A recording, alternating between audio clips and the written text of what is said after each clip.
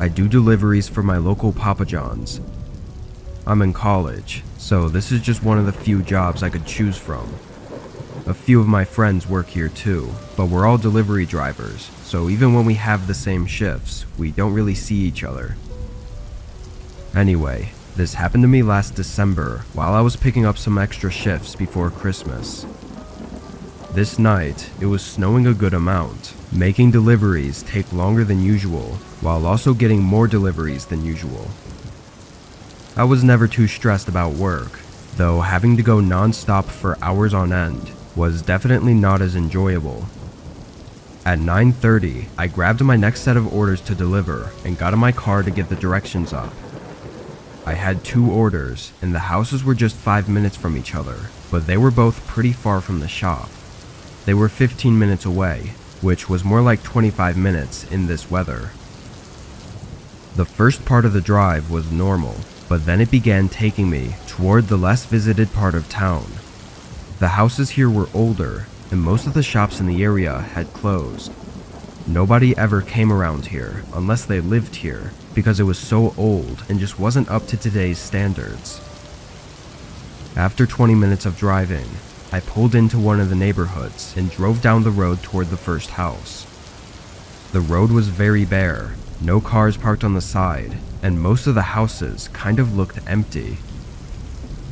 Once I got to the first address, I parked on the road and walked up to the front door.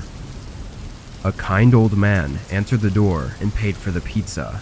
Then I went back and set the directions for the next house. It was in the same neighborhood, but I realized as I drove that it was taking me deeper into the neighborhood, to the point where there were less houses and more space between them. By the time I got to the address, I couldn't see any other houses around. It was just trees surrounding the area. Again, I parked on the street and walked up to the front door. I knocked and waited patiently on the porch. It was pretty cold out though, and the snow making my clothes soaked wasn't helping. Finally, after a minute, the door opened. It was a middle-aged woman who looked like she'd just woken up. Her hair was messy, and she had tired, emotionless eyes. "I have your order here for 2 pizzas," I said, holding out the boxes and giving her the total to pay. She took the boxes and placed them on the table next to her, then told me to wait a moment for her to get cash. Another minute went by before they opened the door again. She started sifting through some cash, counting it slowly and trying to add it all up. There was definitely something weird about her. It's hard to pinpoint what it was exactly, but everything she was doing was just very odd. Then, as if she wasn't struggling enough on counting the cash, she started up small talk with me. Normal stuff, like how my day was and all that. I responded politely, but it was just really weird, like she was stalling. At some point while she was talking, I looked back at my car just to distance myself from the uncomfortable situation for a moment, but I was quick to see a man standing right next to it. He was looking in the windows and doing something to the door, but when I looked back at the woman, her face had shifted into anger. I figured it all out too late though, as she reached out and grabbed me, then started yelling to the man by my car. He turned around and started sprinting towards us as the woman tried to pull me into the house. I pushed her away and broke free. Then my instincts took hold of me and I sprinted into the trees. I could hear the man's heavy footsteps crunching in the snow behind me all the way through the forest, until finally they started to fade away. After 2 minutes of sprinting, I stopped to catch my breath. Luckily, the moon was lighting up the forest enough for me to navigate through it and back to one of the streets in the neighborhood. I called 911 once I got service, and after 10 minutes of waiting in the cold, an officer arrived. Another patrol car went to the house, finding the man outside in the act of trying to break into my car. To keep things from dragging on, basically the motive was likely due to the couple running out of money and resorting to robbing my vehicle. The whole distraction was so that the man could rob my car without me ever knowing. But since I saw what he was doing, it's not really clear what they would have done. Maybe they would have just let me go, but it's obvious I would have reported them, so I don't think it's likely they would have. I'm just thankful for getting away unharmed, and for being the first victim they tried it on before getting arrested, and never having the chance to do anything to anyone else.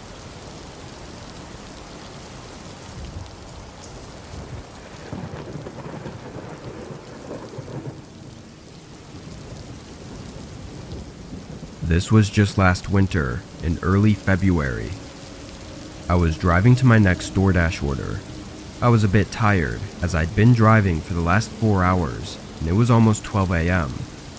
After this one, I was definitely calling it a night and heading home, as I was worried about getting sleepy on the road, especially with all the ice and snow. I was driving down a fairly empty road though. It was a side road that connected two of the main towns in our city, but there was a 5-mile stretch that had nothing. No buildings or houses or anywhere to stop. As I was driving down this section, I don't really know what happened, but I just got hit with a wave of tiredness that made me lose focus on the road for just a few seconds, but that was all it took, I guess. I hit a patch of ice and slid toward the side, and although I fully woke back up at this point, it was too far gone. I tried to steer back onto the road, but my car just slid straight off and into the small ditch between the road and the woods.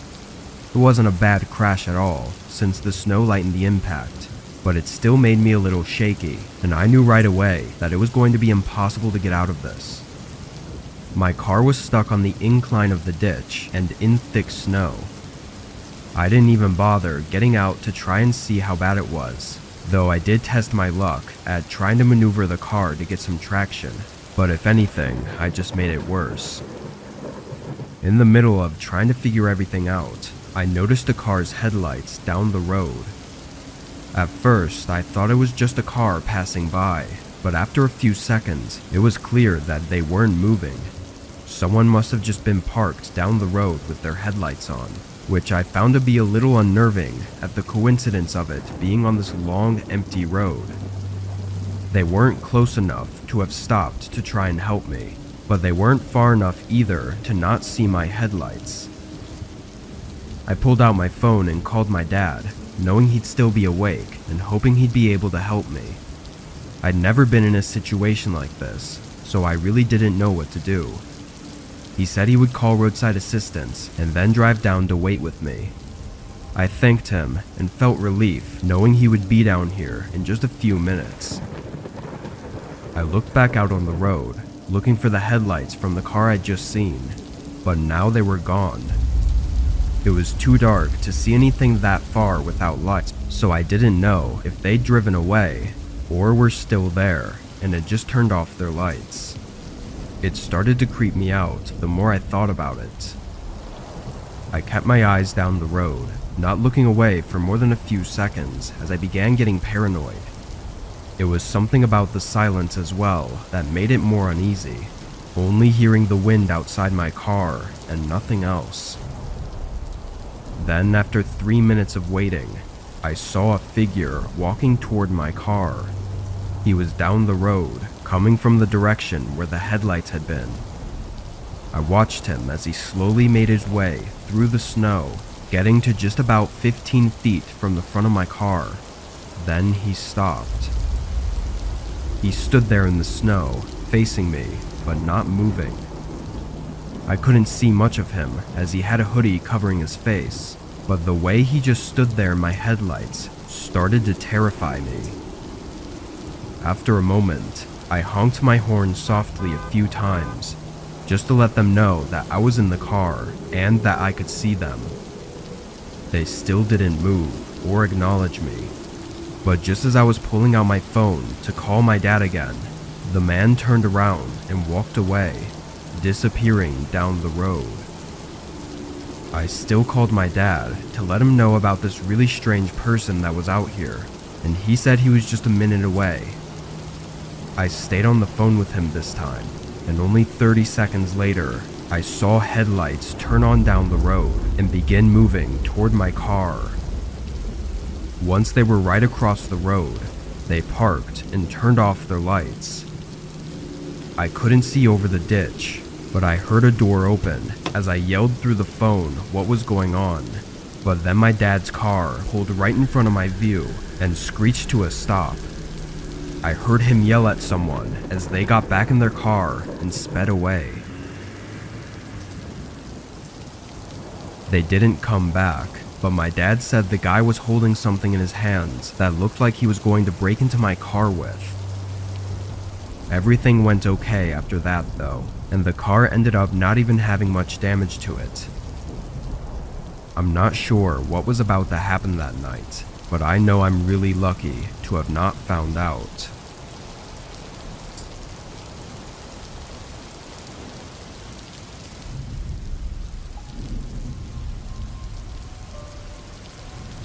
I do Uber Eats on the weekends and sometimes on days when school is out. This happened just a couple weeks before our school's holiday break. It was a Friday night and I didn't have any plans at all, so I figured why not make a few bucks instead of being bored and laying around the house all day.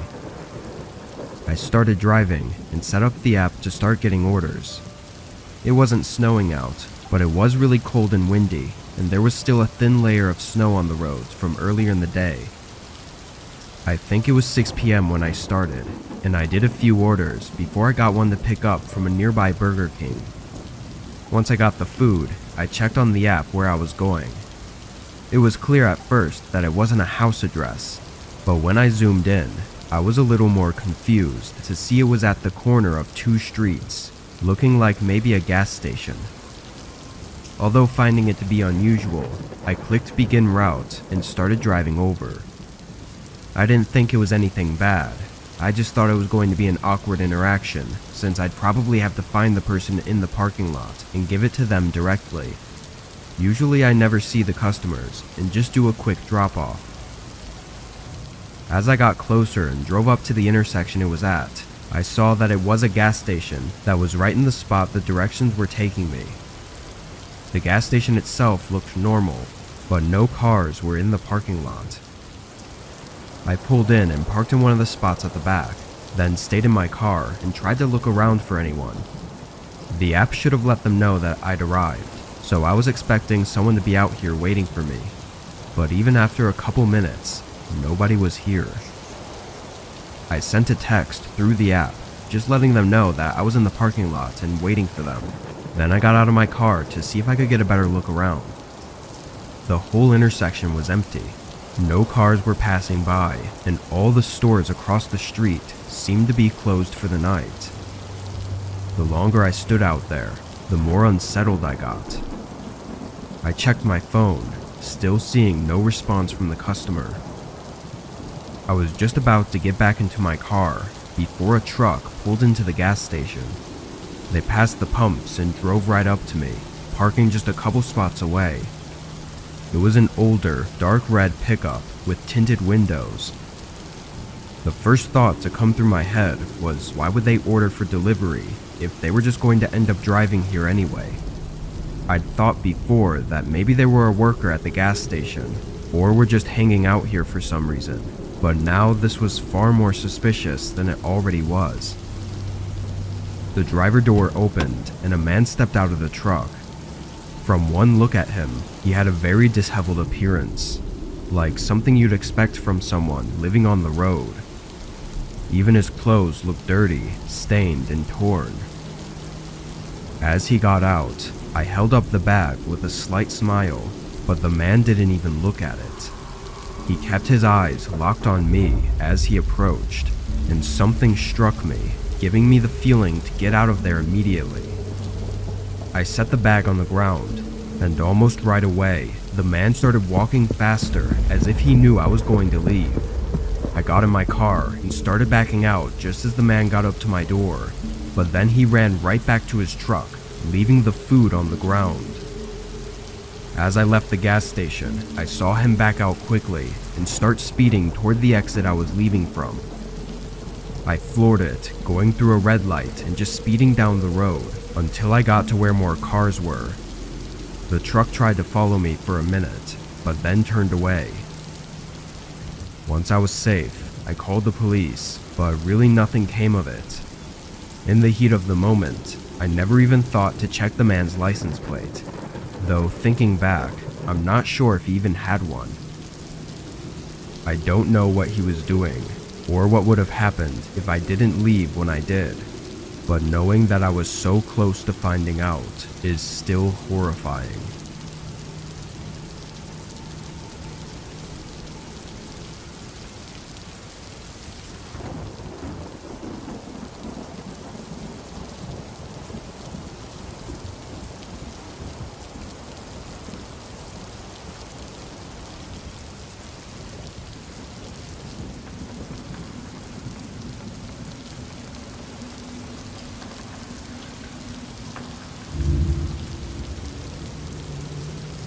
Back in high school, I signed up for DoorDash just to see if it was as good as they advertised it. Initially though, it took me a whole month to finally get myself to take on my first delivery, but from then on, I did a couple deliveries a day and was really happy with the results. A couple months after that, I quit my grocery job and started dashing every day after school and even on most weekends. On this night, I was working extra late because it was a holiday weekend. I was driving from 8 p.m. until 2 a.m., pretty much just going back and forth from the 24/7 McDonald's. A little past 2, I picked up another McDonald's order and went en route to the customer. It was set to be delivered at some sort of a warehouse, and in the notes it said to go in through the side doors and drop it off at the front desk. When I got there, I pulled into this huge parking lot. It was mostly empty, only having a few semi-trucks in it. The building was definitely an old warehouse though, being just a large rectangle with a few windows and a single door at the front. I checked one more time to make sure I had it right to deliver it through the side door, then pulled around to the side and parked. The side door was one of those really heavy metal doors with a small glass window. I looked through that tiny window and didn't see anything but a small and dark entrance room. But the glare from my car's headlights made the window reflective and hard to see through. I swung it open and was immediately taken back. It was just as dark as it seemed through the window, and it only had a tiny wall light in the corner that was more of a dim safety light. There was no front desk, so I walked around the corner and stood at the end of a long, unlit corridor. I knew that most places that have night shift workers don't keep on the unnecessary lights, but this seemed excessive. I couldn't even see the end of the hallway, so if I were to walk down there, I would be walking into complete darkness. I took my phone out and checked, now for a third time, to see if I'd gone to the wrong place or through the wrong door. Everything seemed right, but there wasn't any way I was going to walk through that hallway. And the more I thought about it, the more I realized how quiet the whole building was. No machinery moving or people talking. Not a sound at all. I decided to call the customer. I clicked on their name and had it dial the number, and just a moment later, I heard a phone ring echo from the other end of the hallway. After another few seconds, it rang again, but it was closer and louder this time. I stared into this empty corridor and could barely make out the faint glow of someone's phone. Hey, I got an order here from DoorDash. I'm gonna leave it right here for you, I said, setting the bag down in front of me. The figure of a large man started to come out of the dark corridor, but they didn't say anything. I waited another second, but as they got closer, it just really seemed unnerving the way they were walking so fast and not speaking.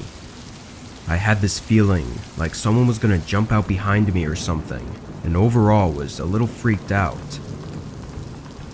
I turned around and walked quickly out of the door and back to my car. A few moments later, I saw some movement from behind the small glass window on the door just before I pulled away. That whole thing gave me chills and had me call it a night and go straight home. In the end, I chose to believe it was just a weird situation all around, but nothing really happened, so I blew it off. A couple days would go by, and on Monday evening, while I was driving again, I got a strange call. It was from the police department. What happened next was more complicated than it had to be, but basically they questioned me about why I was at that specific warehouse at 2:30 a.m. on Saturday morning. Apparently they had security footage of my car pulling up. After explaining I was just a DoorDash driver, and I proved it with the delivery receipt, they told me what was going on. They said that the workers came back from their holiday weekend, where the warehouse was not in operation, and found a DoorDash delivery sitting in the middle of the hallway. Whoever was there had broken in and ordered with a fake account, which is all scary in its own right, but the creepiest part is that they didn't even take the bag of food. It's pretty obvious that they were looking for something else. I don't know what they wanted from me, but I can only assume that if I had stayed and waited for the man, something terrible would have happened.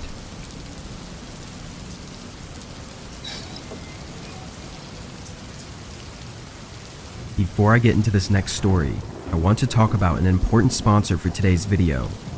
Aura is an advanced online digital security service, allowing you to scan and remove your personal data from various online sources, including scam centers, the dark web, and data brokers.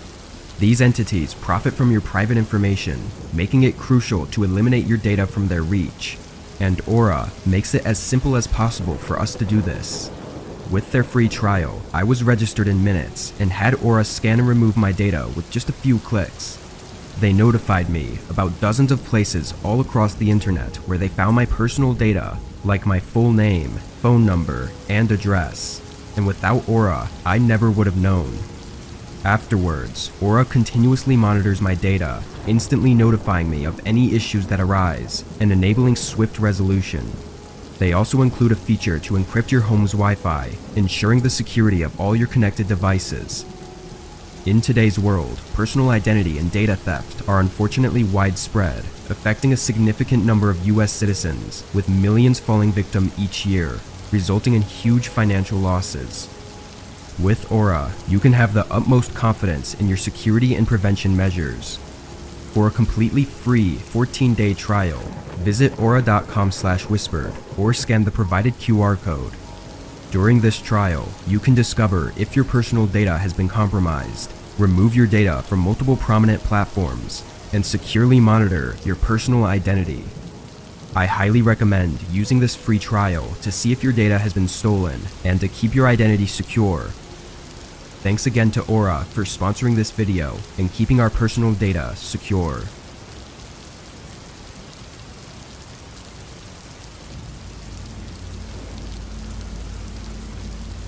I used to work for my best friend's parents' restaurant. I did deliveries for them and would sometimes help clean tables or whatever too. The job in itself was fine, but it felt very uncomfortable to have my friend's parents as my boss. I thought it wouldn't be too bad after a while, but it just never got better. They hated every time something wouldn't go exactly as planned, and they also scheduled me and my friend on opposite days, so it didn't even feel like we worked together, which was the whole point of me taking the job. This happened during my third and final month working there. It was a regular night to start, getting a few quick deliveries, but it really slowed down toward the back half of the night. My friend's dad hated it when it was slow, because I'd be standing around waiting for orders, and he'd always be grumpy about it, even though it wasn't my fault. Around 8:30, which was an hour since my last delivery, and 30 minutes until the end of my shift, he picked up a phone call, and I overheard him say that we could deliver. Afterwards, he made the food and handed me the bag to deliver, but when I searched the address up, it was 40 minutes away. Of course I complained, because by then my shift was over in 15 minutes, and this delivery would take nearly an hour and a half, but he didn't care. I could tell he was just upset about me waiting around, which again was not my fault, but after a brief argument, I did as he said. 40 minutes was pretty far away for our small town, so I had no idea where this address was. By the time I was 2 minutes away, it was just before 10 p.m. There were no houses nearby from what I could see until the last minute of the drive when it had me turn down a small street that led to a row of maybe 6 houses. They all looked old and outdated, and they were the only houses I'd seen in the last 5 minutes of driving. I slowly passed by each house and looked at their numbers until I found the right one. Then I parked on the street right next to the driveway. I'm not gonna lie, this place gave me some spooky vibes. It was so far from everything, and the houses themselves were just old and creepy. I got out and brought the bag up to the doorstep, then rang the doorbell. Nobody came to the door, so I tried knocking. It was late and I wanted to get this over with, so I was getting impatient. As I waited, I looked around. The street had no cars on it or in any of the driveways, and none of the actual lights were on inside any of the houses. I carried the bag back to my car and called the customer's cell. They didn't pick up, so I just sat in my car and tried to think of what to do next. They hadn't paid for the food yet, so I couldn't just leave it on their doorstep. Then I saw a light move around inside the house. I got out and saw the light move through the downstairs windows and over to the front door. Then it turned off. A second later, the door opened. There was a young man, early 20s, standing in the doorway holding a large flashlight in one hand and a grocery bag in the other. I walked up and asked if he had ordered the food. He nodded and apologized for taking so long to answer the door. I said it was alright and tried to hand him the bag, but he just held up both of his hands to show me they were full, then asked if I'd kindly put the food on the kitchen table for him. I wasn't sure if he was joking or not at first, because he easily could have just put the flashlight or grocery bag down for a second, but then I realized he was serious. I peeked around him, and from the short entryway, I could tell that there was something off about this place. It was dusty all over, and it looked empty. Once I saw that and thought about the flashlight being used instead of the regular house lights, I was almost sure that this place was a vacant house. The man was still looking at me and waiting for a response. Sorry, I'm actually in a rush. If you could just pay really quick, then I'll leave the bag right here on your porch. He didn't like that answer, and he showed it with his face. He set down the grocery bag and took one step out of the doorway and onto the porch. I backed up so as to not be too close to him. There was something in his eyes that told me he was about to do something, and I wasn't going to wait for whatever that was to happen. I dropped the bag and sprinted for my car, driving away as the man watched me intently from the porch. I was shaking for most of the drive back, unsure of what could have just happened. Of course though, when I told my friend's dad about what happened, all he seemed to care about was that I didn't make the man pay. For that reason, I just quit right there on the spot. I knew my friend would be upset, but I'd had enough of his parents being dicks to me for doing nothing wrong. After that, I was pretty heated and was thinking more about that than I was about the man who lured me to a vacant house and likely tried to rob me, or even worse. Being so distracted, I never called the police, not until it was too late anyway. Thankfully, I wasn't dumb enough to go inside the house though, because if I had, I probably never would have returned from that delivery.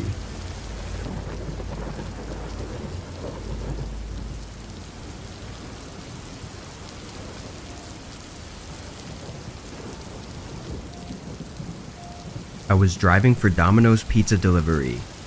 It was a slow night, so I was actually spending a decent amount of time inside the shop, waiting for orders to come in for me to deliver. Just after 10 p.m., a man walked in and came up to the counter. He looked like he was in his early 30s, but was extremely sleep deprived and maybe even drunk.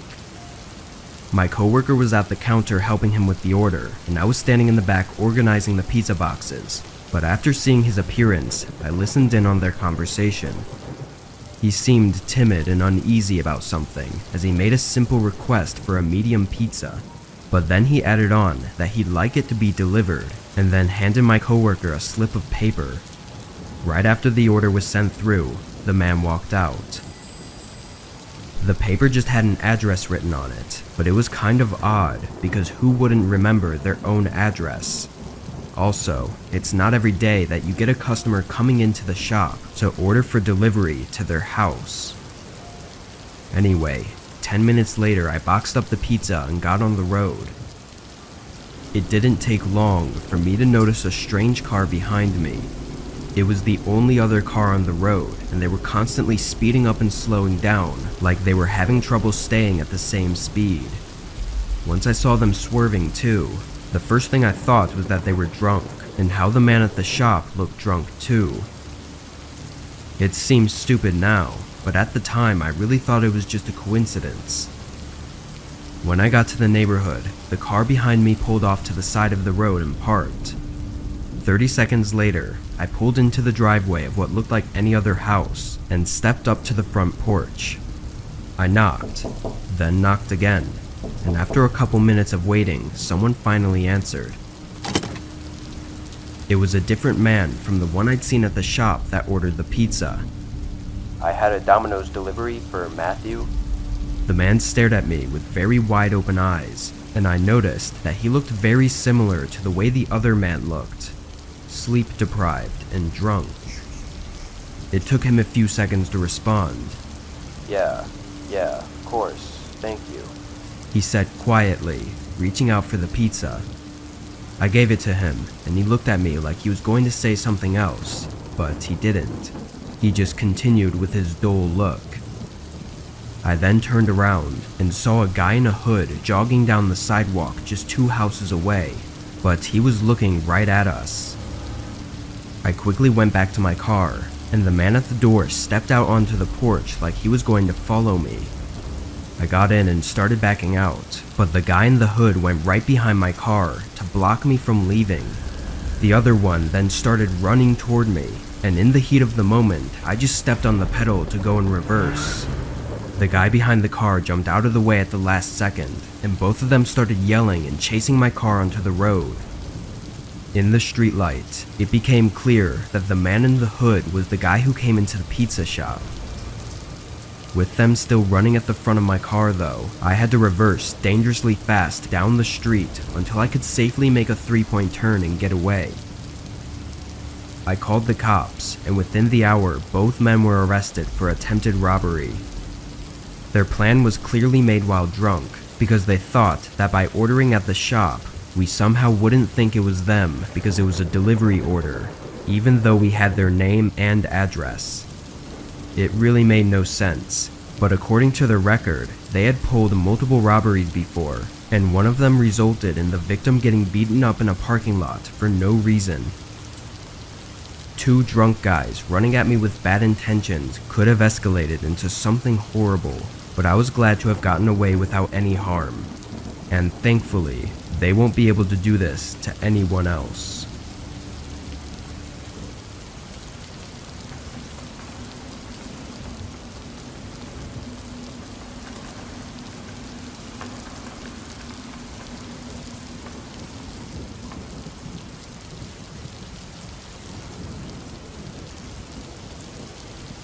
I work mid-shifts at my job, usually being home around 6 or 7. This night, I had stayed an extra hour to get some overtime pay, so I got home late. Right when I got home, I curled up on my couch trying to figure out what to eat for dinner. I was too tired and didn't feel like cooking, so I decided to order in. I found a new restaurant that had good reviews and placed an order for a sandwich and fries. The delivery estimate said it would take 30 minutes, so I settled in to wait. As the time ticked by, I started to get a little annoyed. It was already almost 9 o'clock, and the food was supposed to have arrived 20 minutes ago. I checked the app, and it said the driver had picked up the food from the restaurant a half hour ago. That only made me more frustrated, knowing the food was going to be late and cold. Finally, there was a knock at the door. I jumped up from the couch and rushed to answer it. When I opened the door, there was a man standing there, holding a bag of food. Delivery for Emily? He said. I nodded and took the bag from him. Thanks, I said, but he didn't say anything else. He just stood there. I shut the door before it got too awkward, and then took the bag into the kitchen. The sandwich was terrible, having a really strange taste, and the fries were just cold. After taking a few bites, I tossed the rest and just went back to the couch. I started to feel really tired. I was yawning and my eyes were heavy, so I decided to go to bed early. As I was getting ready for bed though, I saw a light shining outside my bedroom window. I peeked outside, seeing it was coming from the front of the house, but then it turned off. My bedroom window didn't have a good view of the front, so I couldn't see what it was. Being so tired, I shrugged it off as one of my neighbors coming home, but as I brushed my teeth and got ready, I felt like maybe I should just check to be sure. It was just a strange feeling I had about it. I walked to the front of the house and looked out the peephole. There was a car in my driveway, and after a second, I recognized it as the delivery guy's car that I saw when I opened the door earlier. I couldn't see if he was inside the car or not, but when I went to open the door for a better view, I realized it was unlocked. My heart stopped for a second, unsure if I'd forgotten to lock it when I grabbed the food from him. I kept the door shut, locking it and continuing to look out the peephole. But the longer I looked, the more sure I was that nobody was in the car. Then I heard something behind me. The floorboard creaking at the end of the hallway. I turned and saw the delivery guy standing inside my house in the doorway by the kitchen. What made it even more creepy and confusing was that he looked surprised, like he didn't expect to see me. He still didn't say anything. He just stood there like a deer in headlights. He turned and rushed to the back door, leaving it open as he ran around the house and got in his car. I called the police as he pulled away, but I wish I had tried to get his license plate first. The guy of course used fake information for the delivery app and had only done a few previous deliveries. I have a lot of ideas as to what may have happened, but none of them can be confirmed. I think he waited for me to close the door before walking away so he could hear if I locked it or not. Also, he may have put something in my food to make it taste weird, maybe a sleeping drug, but since I barely ate any of it, it didn't have much of an effect. I don't know, these are all just guesses, but it seemed really strange that he looked so surprised to see me. Who knows, maybe if I had eaten all of the food or gone to bed a couple minutes earlier, then I wouldn't be here today to share this encounter.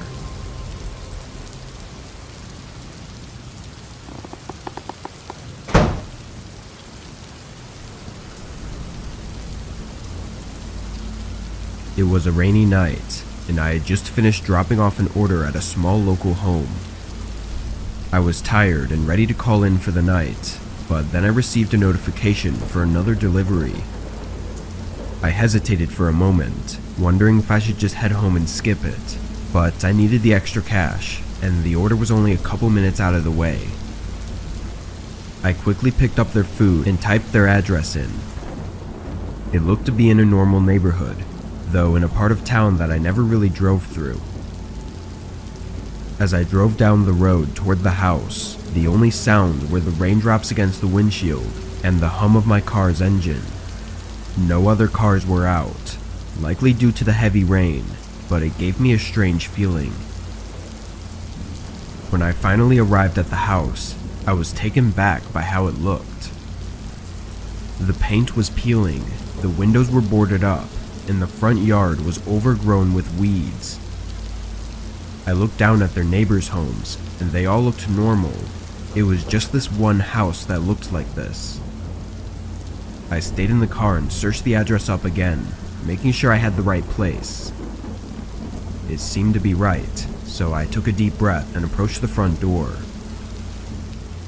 I put the food down and took a picture, then knocked on the door just before stepping away. But just seconds after I knocked, the door creaked open, revealing a woman. She had unkempt hair and had a disheveled appearance, with dark circles under her eyes, looking like she hadn't slept in days. To be honest, she matched the way the house looked, so I wasn't too surprised. But then my eyes moved past her. The inside of the home looked empty and trashed. No furniture or anything, just garbage. The woman noticed me looking and stared at me, expressionless. "Just dropping off your food. Have a great night," I said, trying to act normal. I started walking back, but through the heavy rain, I heard another voice. I looked over my shoulder at the house again and saw a man standing at the side. He was watching me, as if making sure I was leaving. I hurried back to my car and got in, looking back at the house one more time before getting my keys out and turning it on. I put it in drive and pressed on the gas, but my car didn't move. It jolted forward and stopped, making an awful scraping sound. I could tell that it was something with my back wheel, blocking it from moving correctly. I turned to open my door, but a man stood right at my window, looking down at me. I let out a short gasp and jumped back, not having noticed him walking up. He knocked on my window. I was frozen, trying to decide on what to do. I looked at him again, and he was still staring at me, but the expression on his face was darkening. Then I heard a subtle thump, like he tried to discreetly check if the door was locked. I made a sudden decision to slam on the gas, jolting the car forward again, but this time it broke through, and I heard something metal hit the ground as my car was released. The man slammed against the car, trying to grab on or something as I drove away. Once I got home, I called the cops, but it was already pretty obvious what happened. The house was vacant, and it was some sort of scheme the woman and the man had set up. Maybe just to rob me, or possibly worse. Neither of them were ever found, but the cops picked up a bent metal pipe from the side of the road, looking like some sort of makeshift wheel lock. I don't know what their intentions were, but I'm lucky to have gotten out when I did.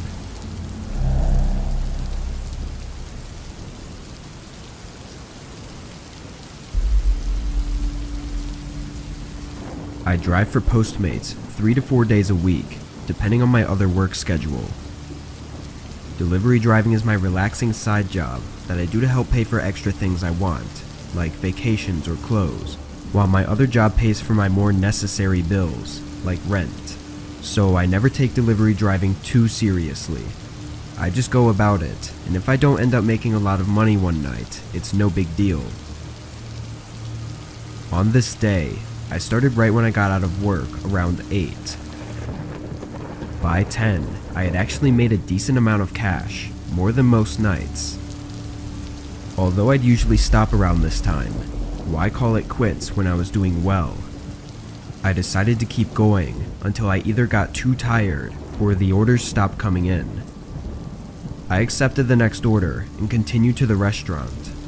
It was a medium-sized order from Wendy's with a regular tip. Nothing uncommon. I drove through and picked it up, then clicked start route on my phone to give me directions to the customer's house. Except it wasn't to a house. It was a GPS location set near a grocery store 15 minutes away. I'd had plenty of deliveries ordered to grocery stores or other places of work from the employees, but it was only odd because they didn't put the store as the address. They used an exact location instead. Anyway, I started the drive up there. When I got to the parking lot by the grocery store, I noticed it was empty. I pulled right up to the front and parked, then got out with the food. I took a look around, but was pretty sure the store was closed. I texted the customer, letting them know I was at the store. They replied right away, saying they were around the building in the back, and that I should see them right when I rounded the corner. I was definitely skeptical, but I got back in my car and drove around the store. There didn't seem to be anything there, just a couple parked cars in the far back by one of the other stores. I stopped and looked, but still didn't see anyone. This was when I started to get a really uneasy feeling. I was thinking this may not be worth it, and put the car back in drive, but then my phone started buzzing. Hey, we're coming up right now. Be there in just a minute. A man said, hanging up right after. I looked around again, feeling even more uncomfortable. Something just wasn't sitting right with me. I made a short U-turn and started to go back the way I came, until someone ran in front of my car, holding their hands out in a stop motion. I braked, and they came up to my window. Hey, you have my order? I grabbed the bag and rolled down the window, handing it to him, but he didn't take it. I felt dumb, holding the bag out while he just looked at me. Then I heard a quiet footstep from the other side of the car, before the back door suddenly swung open. I dropped the bag outside the window and floored it, as the guy by my window yelled at me to stop. I guess whoever was at the back door had jumped into my car as I pulled away. He reached forward, trying to shift my car into park, but after failing a few times, he jumped out of the moving car onto the pavement. I saw him get up, and both of them running away as I turned the corner and got out of there. The police were of no help, saying they would do what they could, but never giving me any updates. I was stupid to have fallen for their trap, but I don't think I was the only one. Doing some research, just 2 weeks before my incident, a delivery driver went missing during an active delivery in a nearby town. There were no leads on what happened, as the driver's car was never found either. I think this might have been those same two men doing something terrible that I can't even begin to imagine.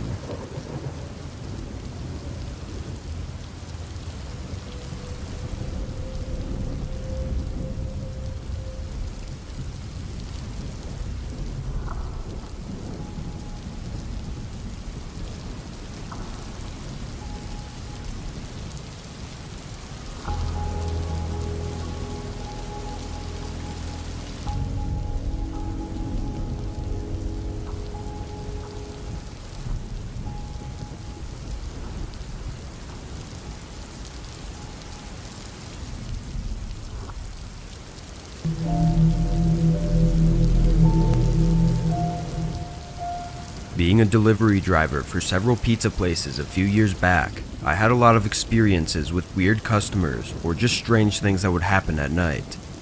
But this one night takes the prize for the most disturbing and unusual situation. I had been working at the specific chain pizza shop for just under a year. I worked mid-shifts and night shifts alongside one other coworker for the most part. It would stay busy basically up until closing at 2 a.m., so there wasn't a ton of time to mess around, especially since it was just the two of us. I'll call my coworker Tom to keep his privacy. Tom was older than me by a few years and was a quiet, hard worker. He was in charge during the night shifts and would make all the pizzas while I would deliver them. Both of us would answer calls though, depending on who was busy and who wasn't. Anyway, it was just past 11 p.m. and I had gotten back from a delivery when the phone rang. Seeing Tom in the middle of making a pizza, I picked up the phone. A man on the other line spoke, asking for a large sausage pizza. I put in the order and asked if he needed anything else. The man didn't answer for a moment. Then he repeated himself, saying that he'd like a large sausage pizza. This time, I could tell through the way he mumbled it out that he was likely drunk. I confirmed that he just wanted one pizza, and the man said yes. I sent the order through, then grabbed my next delivery and dropped it off. Getting back to the shop, Tom had finished the guy's order and prepped it for delivery, so I grabbed it off the counter and ran to my car. I noticed, as I was grabbing the order though, Tom was giving me a weird look, as if he wanted to say something to me, but he decided not to. Again though, Tom was pretty quiet and soft-spoken, so it wasn't very odd. The address was a good 15 minutes away, but there was no traffic at this time, so I got there pretty early. The house was normal, but had a lot of land on either side, with the neighbors' homes barely visible through the trees. I got out and went around to the passenger door to pick up the pizza. Then I headed up to the porch and knocked on the door. A few seconds later, a man came and opened the door wide open. This wasn't all that strange, but I always found it odd when people would open their door that wide, as it was just unnecessary. But his face when he saw me seemed very confused and surprised, as if he hadn't expected to see me. Figuring he was just drunk and out of it, I handed him the box and told him his total, to which he slowly and awkwardly handed me cash, not saying anything. He held the box of pizza while standing in front of me and looked at it with a strange intensity. Then he moved his eyes up towards me, but not at me. He was looking over my shoulder like he saw something, but was just staring at it with that same intensity before shaking his head slowly like he was saying no. Getting really uncomfortable watching this man, I couldn't help but look back. I turned my head over my right shoulder and looked toward the driveway. Just a few feet from my car was a hooded man running back toward the trees. My heart jumped and I felt my body go into a sort of shock, trying to figure out what to do. I turned back around to face the man at the door, but he immediately stepped back and slammed the door shut. It all happened so fast, in just a matter of seconds, and gave me no time to react. With the door closed in front of me, I turned to face the hooded man again, but he was lost in the dark tree line. I stumbled off the porch and ran to my car, backing out of the driveway as soon as possible and driving back to work. I calmed myself during the drive, but still couldn't understand what happened. When I got back, I told Tom about the encounter, who seemed to have very little reaction and rather just told me to deliver the next order when I was ready. I did as he said, but on my way back from the delivery, I ended up pulling over and calling the police to let them know, just in case. They said they would have an officer check it out and call me back to update me. I got a call an hour later, and once I got out of work, I waited in the parking lot for the police to show up and talk to me. When the officer came up to my car, he mentioned that he talked to the man at the residence who matched the description I gave him, and the guy told the officer that he was just waiting for his buddy, Tom, to show up since he knew he worked at the pizza shop. When asked about the hooded man, he gave no details, saying he didn't know anything about that and he didn't see anyone. With that information, I was even more horrified and confused. I thought maybe they called thinking Tom was a delivery driver and were setting him up so that they could jump him. That would explain the hooded man by my car and the surprise of the guy at the door. I also think back to that look Tom gave me, thinking maybe he was going to warn me of something. I talked to Tom on multiple occasions about it though, but he gave me quick, useless answers, saying the guy was just an old friend and that he didn't know anything about anything. I moved on to another pizza shop very soon after that incident. But now that the horror of the situation is in the past, and I know it likely wasn't a target on me specifically, I enjoy trying to figure out the mystery. I still don't know for sure what the situation was, but it was by far the strangest and creepiest I've ever had.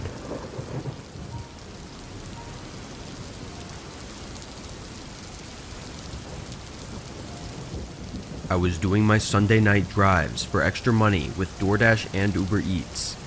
My friends showed me how to use both at the same time and make more money per hour. One of the biggest issues with doing delivery services is that you have a lot of downtime where you just drive around waiting for an order to pop up. But if you work both apps at the same time, you can get rid of all that downtime and constantly be making money. So I was doing this for a few hours, racing back and forth between houses and restaurants, when I got a small order from a nearby restaurant, but the house was far away. These are the worst kinds of orders because you drive far and get paid less, though this one offered a large amount, meaning the tip must be crazy big. Accepting it, I picked up the order and began the 25-minute drive to their address. Halfway through the drive, while on a side road, I got a call from the app, assumingly being the customer. I answered, asking if this was my Uber Eats customer. A man confirmed he was my customer and apologized profusely, saying he ordered from his friend's account and forgot to change the address. He said his house was just around the block though, and he proceeded to give me directions, telling me a couple turns to take once I reached the friend's house. I asked him for the address just in case I got lost, but he responded saying I'll see him outside waiting for him, then hung up. Obviously, this shit was not normal. However, I was more than halfway there at this point, and I gave the man the benefit of the doubt, as forgetting to switch it from your friend's address seemed like a legit thing that could happen. It could have also been the fact that I was a bigger guy that helped me convince myself to go through with the delivery, as I wasn't really afraid of anything.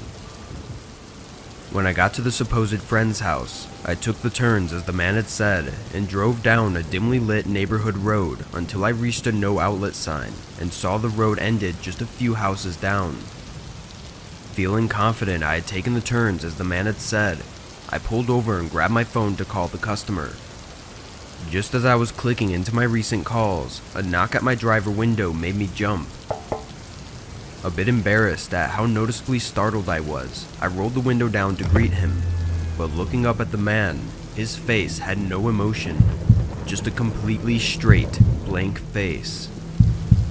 I let go of the window button and immediately pressed the lock button, which was followed by the man sticking a gun through the half-open window right at my head as he yelled out something. I heard more voices call back, followed by a group of people running up to the car and trying to open the door handles. They were all yelling commands at each other, but in the heat of the moment, I couldn't make out what they were saying. I was in a full-on shock, staring into the barrel of this guy's gun. If I had to guess, there were at least 5 or 6 people surrounding my car.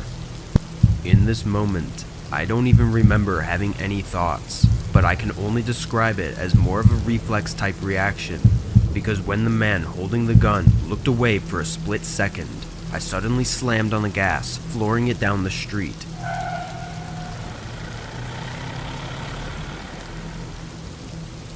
I'm surprised the man even held on to his gun as he pulled his hand out of the window just in time. Seeing the end of the road though, I quickly did a 3-point turn, and when I faced the other end of the street again, they were all gone. Not a single one of them anywhere on the road, sidewalk, or by the houses. They must have just fled the scene the instant I began driving. As soon as I made it out of the neighborhood, I called 911. These gang-type attacks are relatively common around here, but I never thought it would happen to me. Although nothing came of it, with nobody being found and every piece of evidence leading to nowhere, I see this event as a sort of wake-up call for me. I realized in the moment that the man put a gun to my head that being a big, confident man meant absolutely nothing. Taking a risk like that was purely stupid, because literally anyone with a weapon can have your life in their hands in an instant. If you work a job like this, or do anything where you see strangers regularly, be careful, because putting yourself in a risky situation with a stranger could be the last thing you ever do.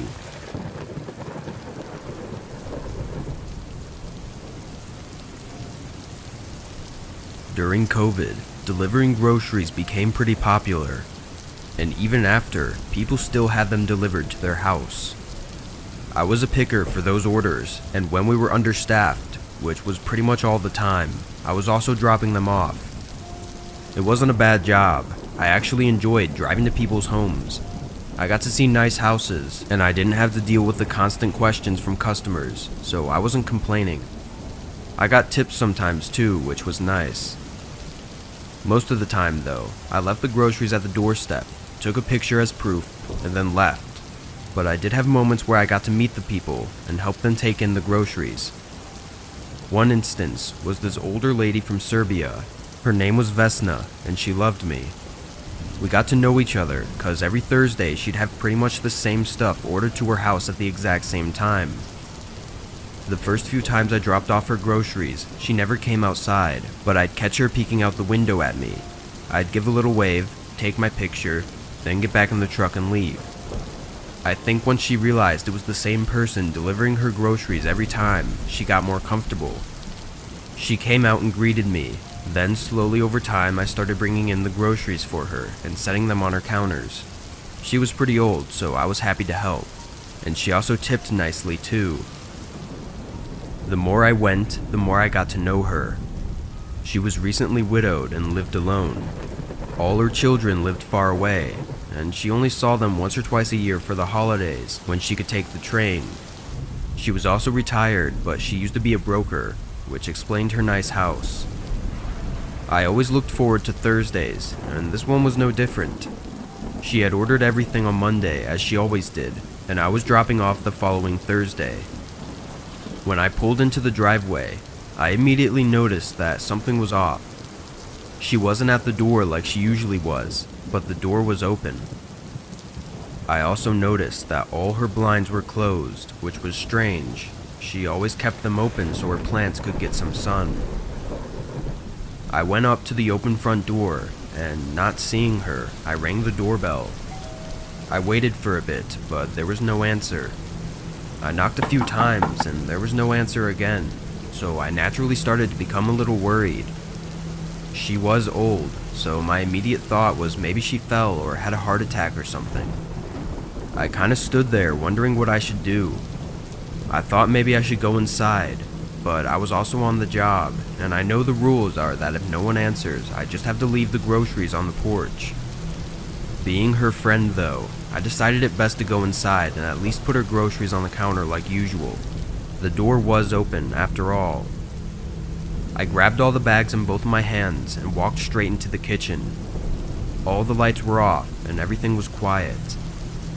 Placing the bags on her counter, I called out her name, again hearing no response. As I started walking out, calling the police crossed my mind, but I didn't really know how to explain this was an emergency, because what if she was just out of the house? Maybe she was just visiting someone, and I just wasted the police officer's time. I really was in a weird position, but I just knew something was wrong. But just as I got to the doorway leading outside, I heard movement in the house upstairs. I felt relieved for a moment, calling out for Vesna, but then there was again no response. No one came to the door or answered me. After a minute of standing there, I kept hearing shuffling movement as if someone was moving stuff around upstairs, and started to feel really awkward and uncomfortable. I headed back outside and got in the car.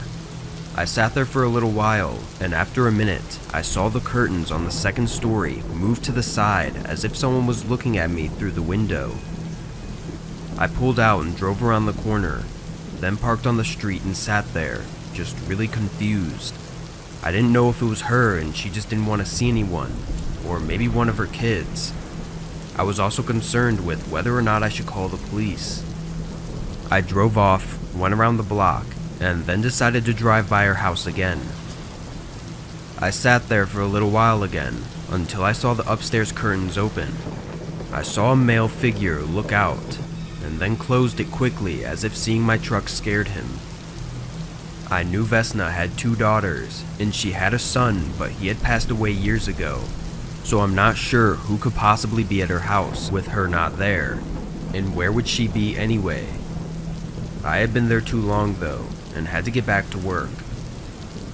The following week, there were no orders from her for the first time in almost a year. I drove by her house after I got off on Thursday, and in the driveway was an officer's car. When I got home, I searched her name and found that she had been filed as missing only a few days after I had been there to deliver her groceries. I noticed the date they said she was likely last at home though was the day after she had ordered the groceries. 2 days before I had gone to her house and saw that man. I went to the police with all the information I had. I don't know who that man was, or if I was close to having something happen to me as well. But it's been nearly 3 years now, and there have been no updates.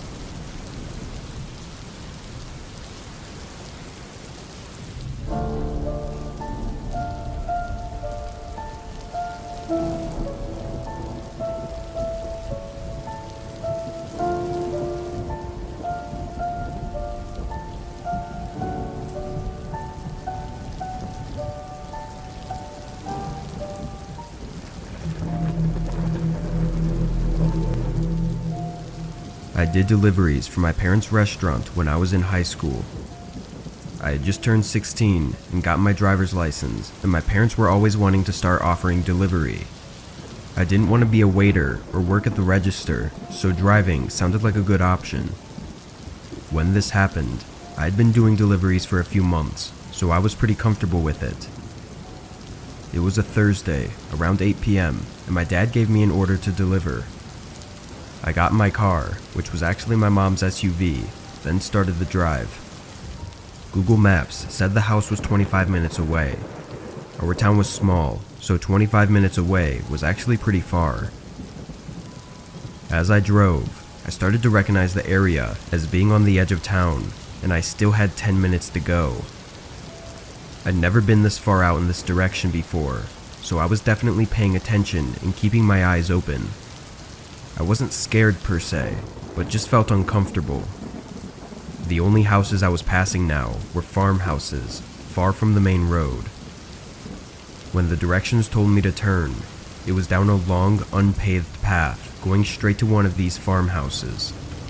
Now I was starting to get a little freaked. A farmhouse this far out at night was probably the last place I wanted to be, but I knew I was probably just spooking myself, and it was just a simple delivery. I drove down to the end of the path, which ended and just became a small grass field in front of the house. It wasn't clear whether or not to drive on the grass, so I just parked the car there and got out. It was eerily quiet. All I could hear were my footsteps on the grass as I walked up to the house. The porch light was on, but no other lights were on inside the house. I was looking over my shoulders constantly and walked quickly. The longer I was out there, the more uncomfortable I was. Just before I reached the porch, I heard something. It sounded like it was coming from the backyard behind the farmhouse, but it was loud, like a wooden door opening. I stepped onto the porch and dropped the bag on the doorstep, then rang the doorbell and started rushing back to the car. I was regretting how far I parked and wished I just drove on the grass.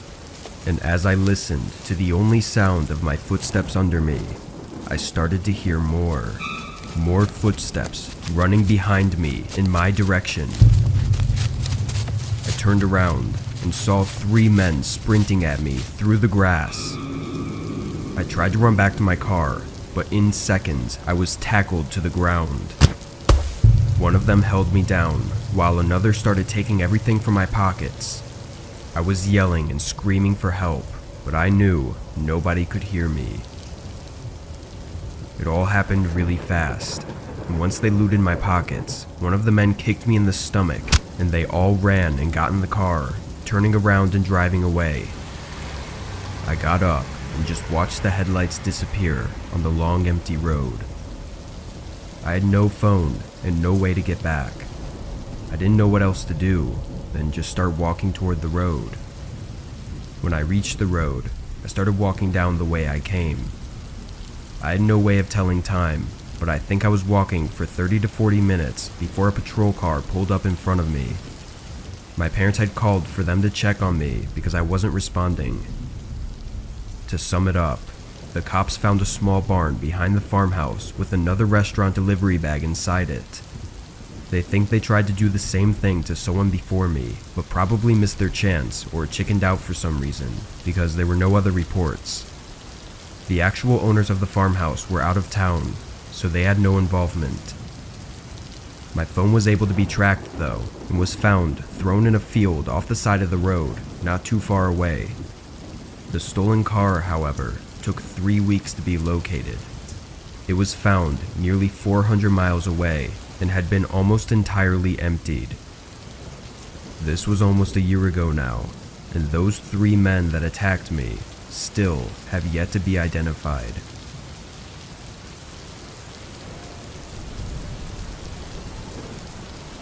I was a delivery driver for Pizza Hut during college.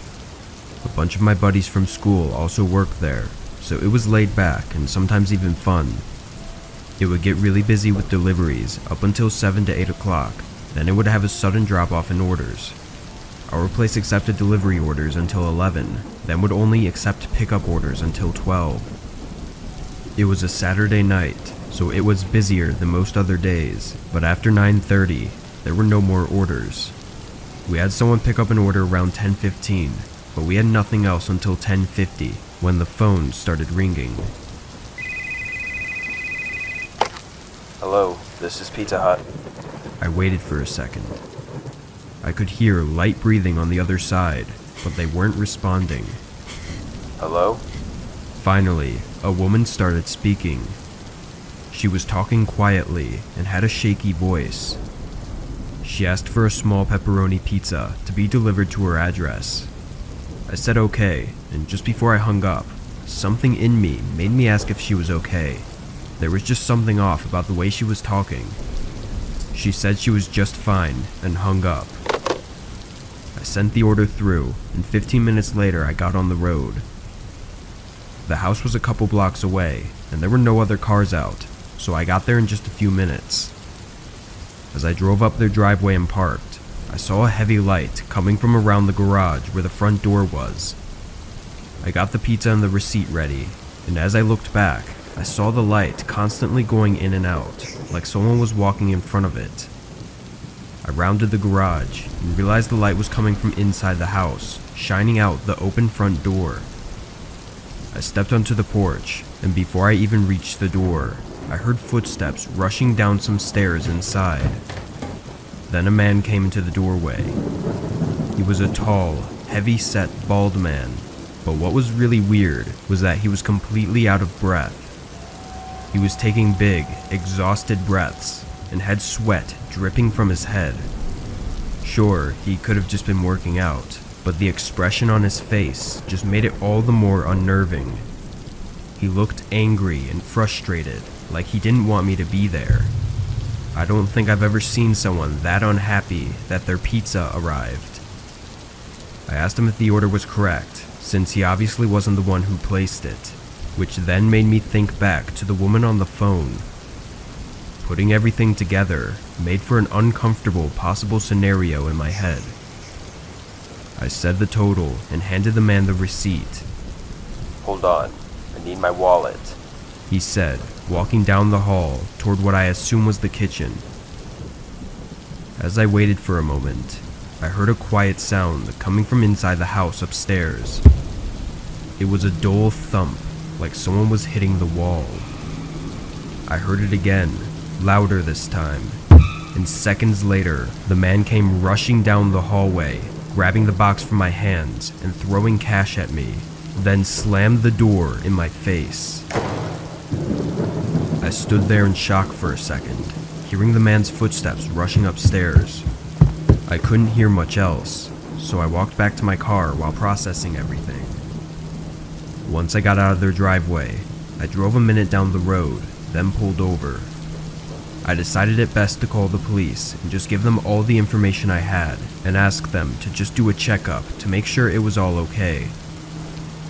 When I got back to Pizza Hut, I told my friends about the unusual situation. They thought it was odd too, but none of them seemed worried about it. The rest of my shift went by fast, and I got home at 12:15. Not long after, I got a call. It was an officer that did a wellness check on the woman that I said was at the house. Only, he said there was no woman at all. He described the man, but he was allowed inside the home and never saw anyone else. The man said he lived alone and had no idea what woman I was talking about. I know what I heard though. Someone else was in that house, and it was definitely a woman that called to place the order. The fact that the man was lying about things that I was 100% sure about made me really uneasy. The cop told me that there wasn't much else to be done unless something else came up. It's been a long time since this all happened, but I still think back to it. I could be blowing it all out of proportion, but there's a big part of me that doesn't think so.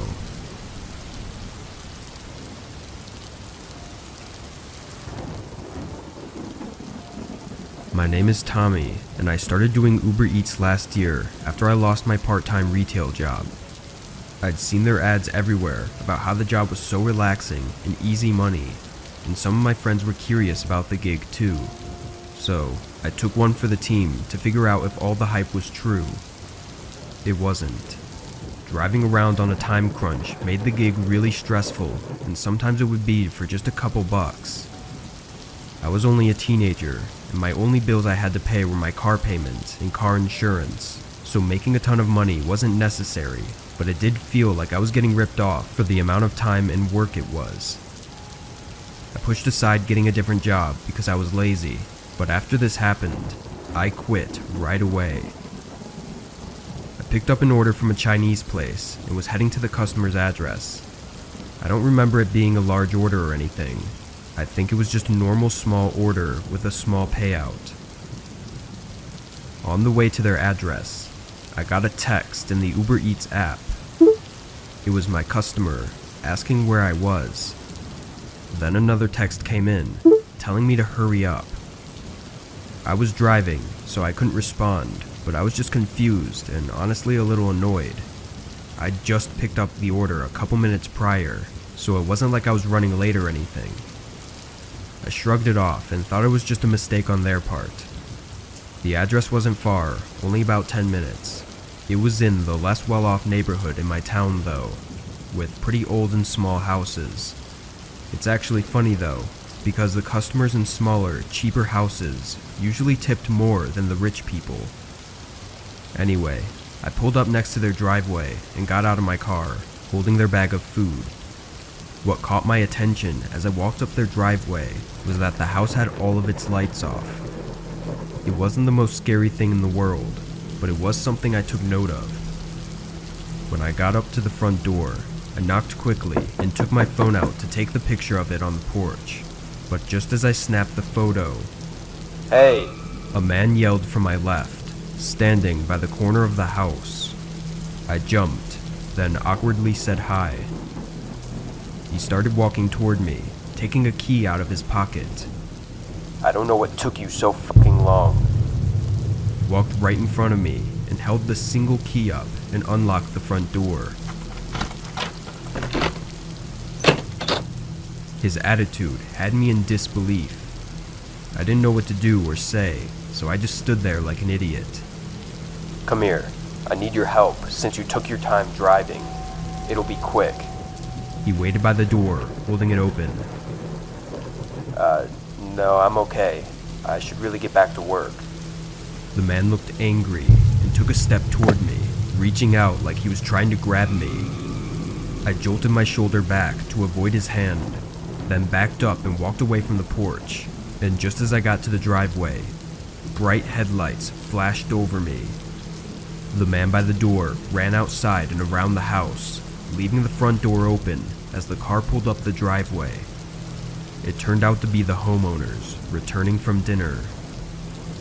The man I met at the door didn't live there, and the homeowners had no idea who he was or how he had gotten a key to their house. We called the police and explained the situation to them. Knowing everything now though, it made more sense why the man wanted me to rush to the house.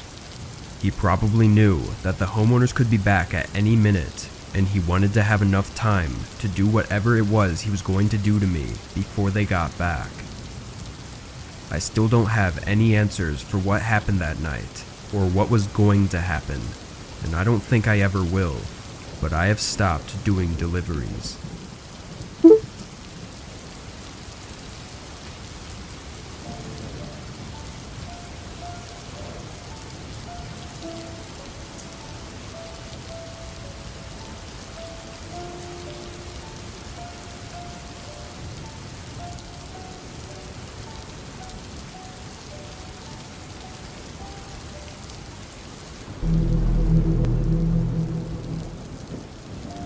I worked as a regular pizza delivery driver during my later years of high school. Because of school, I'd always work the night shifts on Friday and Saturday. It was a pretty laid-back job, and for the most part, I'd just be driving or standing in the shop taking orders on the phone. A couple of my friends worked there too, so I always had someone to talk to. Anyways, it was Friday night, and I'd just gotten back from my last break. The place closes at 1 a.m., so we usually stop accepting orders around 12, as we still have to clean and everything before we leave. It was 11:30, but I figured I'd get a head start on the cleaning just to pass the time. Me and my other two friends were the only ones working that night, and one was finishing up a delivery, and the other just went on break after I got back. A couple minutes into cleaning, the phone started ringing, so I picked it up and asked how I could help them. There was an older man on the line, and he asked if we were still open for deliveries. I told him yeah, but we aren't taking any large orders. They said that was okay, and asked for a regular pizza and gave me the address to deliver it to. About 15 minutes later, the pizza was ready and I boxed it up and got in my car. The address was a little more than 10 minutes away, and I was probably halfway there when I pulled up behind another car stopped at a stop sign on an empty road. I waited for a few seconds, looking around to see why he was stopped for so long. Then I honked my horn gently, assuming that he'd just fallen asleep or something. The car still didn't move, so I started to pull around him, but of course just as I did that, he pressed on the gas and jolted forward down the road. I was a little bit annoyed, but I figured it was just some guy being a dick for fun, so I continued down the road. But a couple minutes later, I passed that same car pulled over on the side of the road with its headlights off. I got a really uncomfortable feeling passing them, like something didn't feel right about it. I checked my mirrors for the rest of the way to the house to make sure he wasn't trying to follow me. Finally, I turned down the address's long driveway that went between a forest of trees. I pulled up to the front of the house and put the car in park. Then I made sure I had everything and went up and knocked on the door. I waited a minute or two, and then an old lady answered and asked me what I was doing. I told her I was delivering a pizza here and recited the address to her that I was given. She said that nobody here ordered a pizza, and I could tell she felt bad for me. I just thanked her and went back to my car. This wasn't the most uncommon thing to happen, as some people would do it as a prank or just give the wrong address on accident. I figured I'd get out of the lady's driveway, then call my friend to have them call the number back and confirm the address. So I started making my way out of the driveway. But as I was making my way down, bright headlights blinded my view from ahead of me. It was so bright, I knew it had to be a car coming towards me, so I quickly pressed on the brakes. I waited for the car to turn off the lights or turn their car around, but after waiting for a little bit, I figured they weren't going to move. I wasn't sure exactly what to do, as I could barely see and I knew the driveway was thin, so there was no way I could get around them. I decided to just wait and see what they do first, as I didn't really have any other options. A whole minute went by, of both of us just sitting there, before they turned their lights completely off. I waited for my eyes to readjust to the darkness, then looked ahead to see where their car was, but I couldn't see it. I put the car back in drive and slowly began making my way down, being cautious in case the other car started coming down the driveway again. A few seconds later, I see the car with all its headlights off parked in the middle of the path. I recognized it as the same one that was parked at the stop sign. I guess he had followed me without me noticing. I couldn't see through the windows in the dark, so as I sat there, I started to get pretty anxious and worried that there could be multiple people in there with bad intentions. Then the front driver door opened, and a man got out and began making his way towards me. Halfway to my car, he stopped and began waving at me as if he wanted me to pull up next to him. At this point, I'd be lying if I didn't say that I was really starting to freak out. I tried my best to pretend to be calm though, and rolled the car next to him. To my surprise, when I pulled up, he didn't say anything to me. He didn't even look at me, as he started walking around my car and eventually stopped right behind me by the trunk of my car. I looked in my rear view mirror, trying to figure out what he was doing and why he was just standing there. A few moments go by as I'm looking at this man, when I suddenly come to a realization and turn my head around to the front. The other 3 doors of the car swing open and 3 more men start sprinting towards my car. My adrenaline started pumping, and I stomped on the gas, flooring it and almost hitting one of the men as I turned my car off the driveway. I swerve around their car, nearly hitting several trees before making it back onto the path and eventually out onto the main road. There was nobody else on the road at this time, so I could clearly see in my mirror when the car pulled out onto the road and started making its way towards me. I figured they weren't going to stop unless I could get somewhere that wasn't so isolated, but after 30 seconds, the men turned down a side road. I made it back to work and immediately told my friends what happened. They both convinced me to call the police to at least report it, even though I wasn't able to give much helpful information. An officer came down, and I gave an official statement on the incident, and then they left just before we closed. I was surprised to get a call the next day saying that 3 of the men had been arrested after attempting to rob another car later that night in the same exact driveway that I was in. The men were caught when the lady called the police after having 2 more people try and deliver food to her that she didn't order. I guess they were using that driveway to lure delivery drivers in and rob them on the way out, since it was a narrow, isolated driveway surrounded by forest. Unfortunately though, the 4th man was able to run through the trees and make it out, and I never received any updates on him in the following days, so I'm not sure if he was ever found. The old lady said though that she was unaware and had never seen them in the driveway before that night. It's pretty crazy that this happened to me, but I'm also proud of myself for how quickly I reacted and how I was able to make it out unharmed. It definitely made my job more stressful though, and soon after I was able to change my shifts to only working during the day on the weekends. I really hope that last guy got caught though, because who knows how many more people could be in those horrifying situations due to his escape.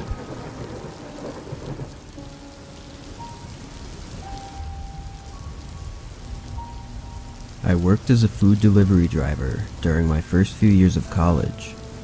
Mainly, I would drive for DoorDash or Uber Eats. I didn't like making small talk with strangers and didn't want random people in my car, so I preferred delivering food over being a normal Uber driver. I did this for over a year with pretty much no issues, aside from the occasional customer mad that the restaurant messed up their order. Anyways, it was late Wednesday night, and I didn't have any classes in the morning, so I decided to make an extra few bucks and deliver for a little bit. I did 4 or 5 quick orders, and ended up about 20 minutes from my dorm. It was about 1 a.m. now, and I figured I should probably end it there and head back. The way the delivery apps work is pretty much you just drive around and wait for a random order to pop up, and then it'll give you an estimate of how much you'll make and how far it is. Then you either accept or decline it. On my way back, I left the app running just in case there was a really quick delivery nearby. I got a few requests, but they were a bit too far and didn't seem worth it to me. But then another one popped up just as I was pulling into my dorm. It was about 12 miles away, but the payout was really big. I'd never seen anyone offer that much money before. I gave it some thought, as it was pretty far, but it was too much money to pass up.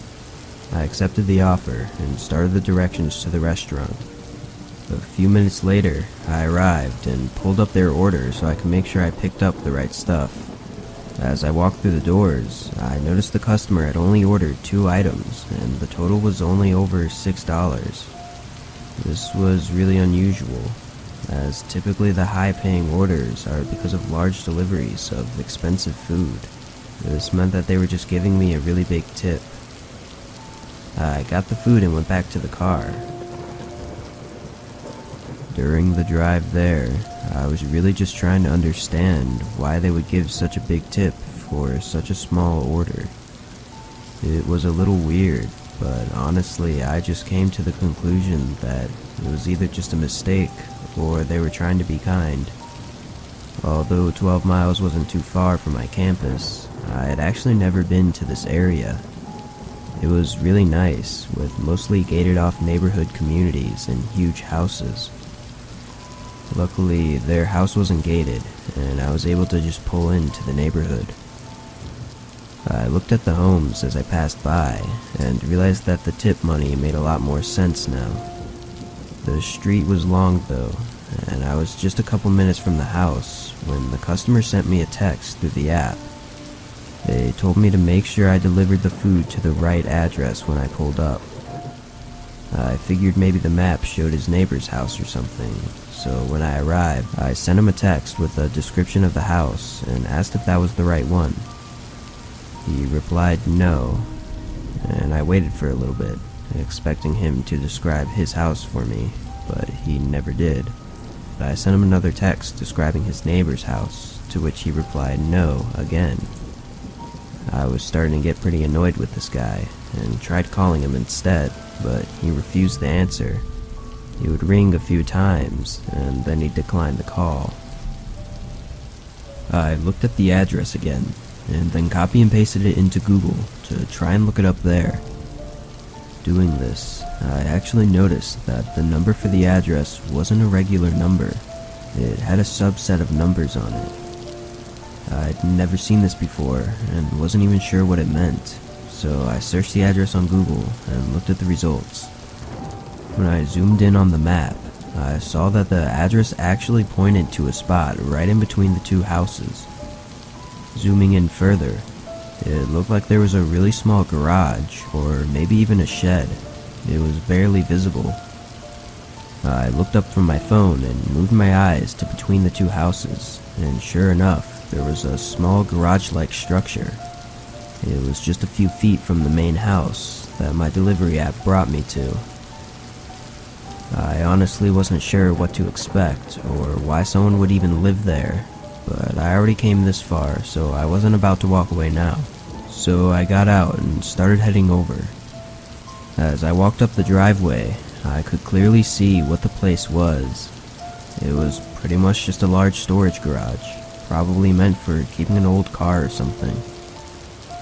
I didn't see any normal door though, so I put the bag down by the garage door. As I began taking my phone out to take a picture for the app, a man came around the right side of the garage. I looked over at him, and he just stood still, staring at me. The guy was really creeping me out, so I said, "It's right here for you, sir," as I pointed at the bag and slowly started walking away. Then he replied, telling me that this wasn't where he wanted me to drop it off. I turned around and noticed that he was still standing in the same spot. Sorry, where did you want me to put it?" I said, starting to get really uneasy about the situation. He pointed around the back of the garage and said that the door was over there. At that point, there was no way I was going to follow that guy to wherever he was trying to get me to go. I just kind of stood there for a moment, then said sorry and quickly walked back to my car. I looked over one more time before driving away, and the man was walking back behind the garage, but he left the bag of food. I got out of there and drove back to my dorm, shaking the whole way back. Something about that whole thing felt very off, and the fact that it was in a really nice neighborhood made me even more confused. The more I thought about it though, I realized just how strange it was that he needed to specify for me not to deliver to the main house, and that he refused to take the food unless I followed him to behind the garage. I'd never had to call the police before in my whole life, and I ended up not calling them this time either, as I really wasn't sure if maybe he was just some weird harmless guy. Anyways, it freaked me out for a few days, but eventually I got over it and continued doing deliveries in my spare time. Nothing else happened, though a couple weeks later I had another big order pop up on my app, and the area of delivery was the same. I I obviously declined it, but I couldn't help but think about whoever ended up accepting that order and what happened to them during their delivery.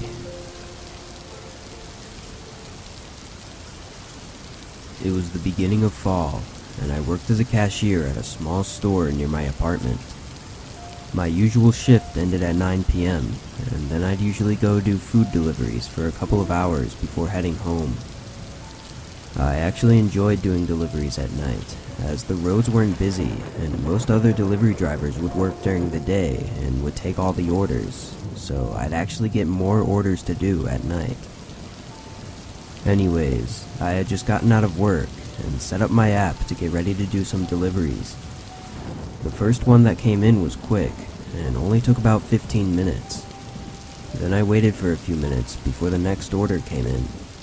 It was a good payout, and the delivery address was 20 minutes away from where I was. I headed over to the fast food restaurant to pick up their food, then started making my way over to the house. The town I live in isn't too big, and has a lot of empty plots of land. There's the main center of town, which is where my apartment is, and most of the restaurants. Then, about 10 minutes out, there's a lot of farmland, and the houses are much more spread out. Almost all of the deliveries I get are within the town area, but every once in a while I'll get a delivery further out into the farm area. I assumed this was going to be a farmhouse since it was 20 minutes away. However, the app said that the address was located in a small neighborhood area just off of a small highway. I didn't like delivering to isolated farmhouses at night, as it just kind of creeped me out, so I was happy to be delivering to a neighborhood home. Once I got off the highway, I turned left and started making my way down the road toward the neighborhood. But almost immediately, I got a call from an unknown number. I declined it as I thought it was just a scam, but just a few seconds later, they called again. Figuring it was probably the customer, I accepted it. "Hello?" I asked. A few seconds went by with no response, so I just hung up. But then again, just a few moments later, the same number called me. I answered, and almost immediately a guy speaks and tells me I turned the wrong way. I asked him what he meant, as I have the map up and it says that I'm going the right way. But he said his address gets messed up on the delivery app, and that he always has to call and let the drivers know where to go. I said okay and asked him how to get there. He told me that when I got off the highway, I needed to take a right from that road, then take the third left. He mentioned it was a gravel path that led to his farmhouse at the end. I told him I'd be there in a few minutes and turned the car around. I've had multiple customers call me before to tell me that the address was a little off, or to give me directions on unnamed roads, as it was pretty common out here, so I honestly didn't think much of it. I passed the highway that I turned off of, and continued until I found the third left, and turned onto the gravel path. The path went into a small forest of trees, and it was really dark. Again, I didn't like these areas at night, so I was definitely a little nervous driving down this isolated gravel road. Once I started getting nervous, I began thinking about how strange it was that the map had taken me so far in the opposite direction of the house that the man claims is his actual address. I tried to bury those thoughts, assuring myself that I was just overthinking it because I was nervous. A couple minutes passed though, and there was still no house in sight. At this point, I wasn't even sure if I had turned down the right path, but the trees were too close to the sides, so I didn't have much room to turn around anyways. I figured I'd continue down to the end, then call to ask if I had the right place, and turn around there if not. Another minute or two went by before I finally reached the end, as it merged into a small circle driveway next to a house. I drove up to the path that led to the front door and parked the car next to a for sale sign that was put up in the front of the house. Seeing that, I wasn't sure if I had the right house, but I looked over at the front door and it was open, and I could see someone further back wave at me. Figuring I was good, I grabbed the bag and started making my way over to the door. As I stepped onto the porch and began putting the bag down, I saw the man again down the hallway that led to the kitchen. He politely asked me if I could set the food down on the kitchen counter, then quickly walked away as if he was in a rush, and then I heard him turn the sink on in the kitchen. Hesitantly, I took a step into the house and looked around. It was decorated with old furniture and accessories, but it almost looked like it was completely unused. I quickly made my way down the hall and into the kitchen, but as soon as I got there, I noticed that the sink was still running, but the man was nowhere in sight. This made chills run down my body, and I quickly set the bag down on the counter and got out of there as quick as I could. I could hear the man yell something from the front door as I got back in my car, but I couldn't understand what he said. I put the car in drive and went back out the way I came. I didn't stop driving until I got to the parking lot of my apartment. Then I pulled my phone out and saw multiple missed calls from that same number. I blocked the number, then opened the delivery app so I could end my deliveries for the night. But that's when I noticed that I had messages from the customer through the app, telling me that I had turned the wrong way and that I was at the wrong house. I went into shock for a moment, realizing that the man that had called me wasn't my actual customer, and the house I was in was just some stranger's house. I called the police immediately and reported everything to them. An officer came to my apartment to go over more details soon after. I had no idea how this man could have known that I was doing a delivery and had been able to see my location.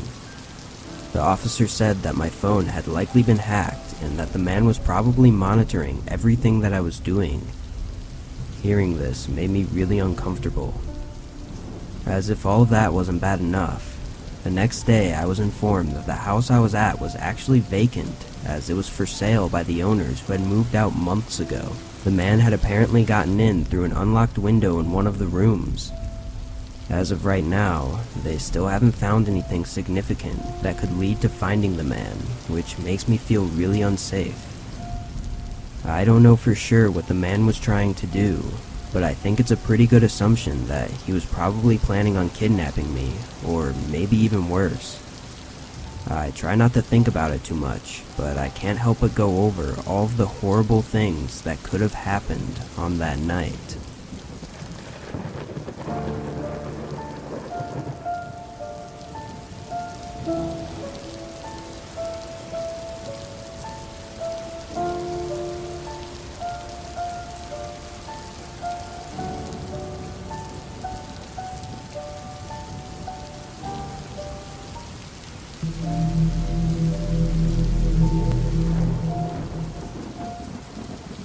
I worked part-time as a DoorDash delivery driver last year.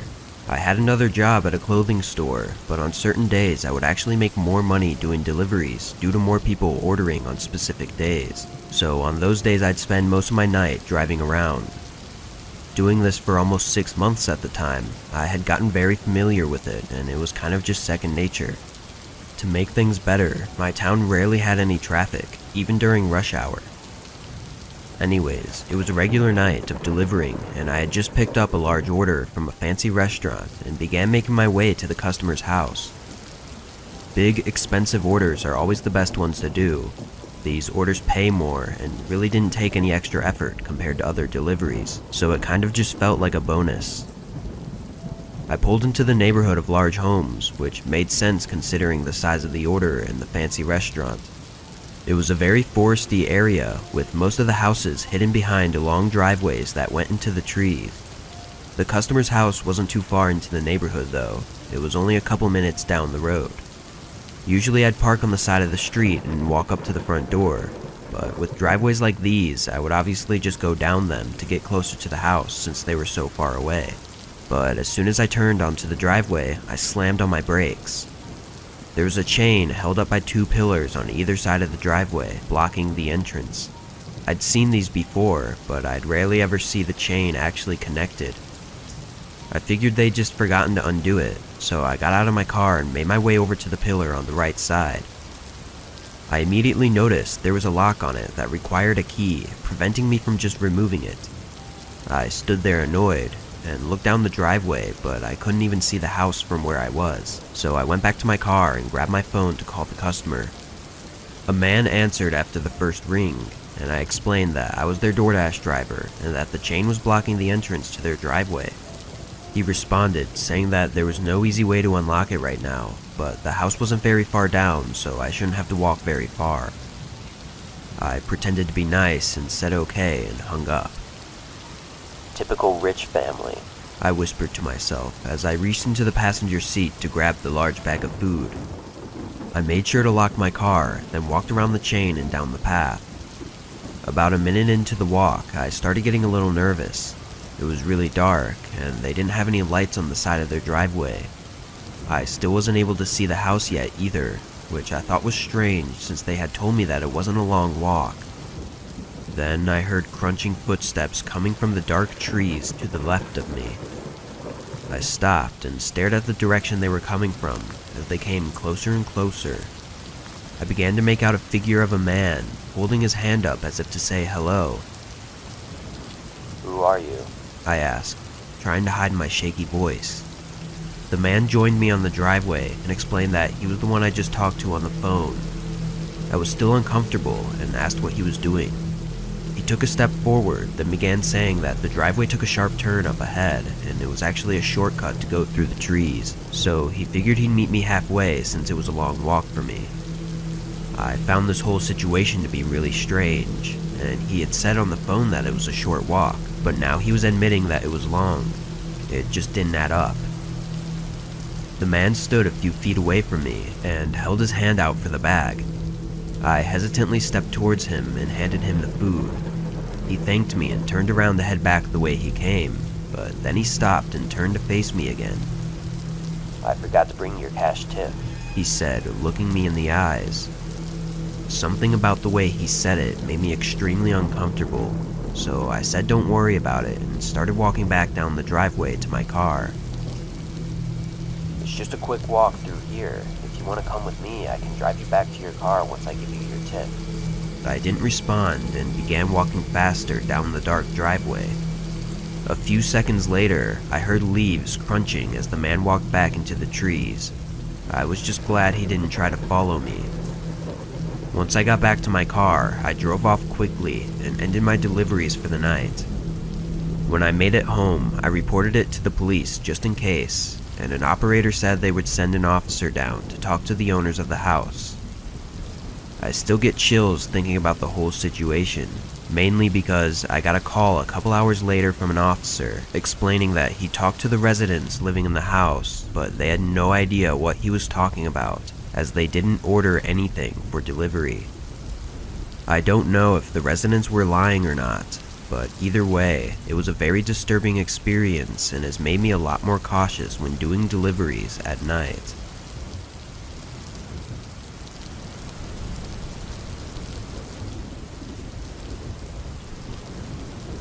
It was a regular night of delivering pizzas around my town, and I was in the middle of heading to probably my 8th or 9th customer of the night. I typically just play music and kind of space out as I drive between the houses and the restaurant, as it can get really boring after a while. But as I made my way down the dark, empty roads, I noticed a couple warning lights on my dashboard suddenly turn on. It was a little alarming, but they weren't anything important, so I continued on. My car was pretty old and had a lot of miles on it, but for the most part it did well, so I figured it must just be a false alarm or something. Unfortunately though, as I continued down the road, more and more warning lights began to turn on, before the check engine light flashed and eventually my car sputtered to a stop. I'd never had a car break down on me before, so I honestly wasn't too sure what to do. The first thing I did was try the ignition again, just to see if it would start back up, but it was completely dead. I looked around and noticed I was pretty far from anywhere useful. I knew where I was, as I'd driven down this road many times before, but the nearest place that would be open at this time was a gas station that was about a half-mile away.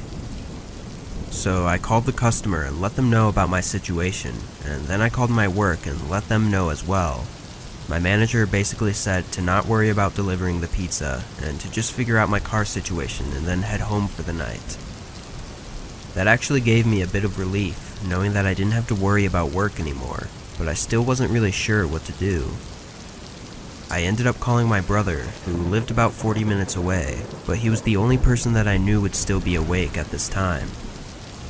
He picked up and immediately asked me what was going on. I told him about my situation, and he let out a big sigh, then said he could come and pick me up and drop me off at home. I told him exactly where I was and thanked him, then sat back in my car, relieved that I was able to get some help relatively quickly. After a few minutes of waiting, I opened up the box of pizza and took a couple of slices, figuring it would be a waste if I didn't help myself to it. It was actually really dark in the car since the battery was dead, so I had my phone light on and laid it on the center console so that I could see a bit better. But after about 15 minutes of waiting, I saw a figure appear from down the road, walking towards my car.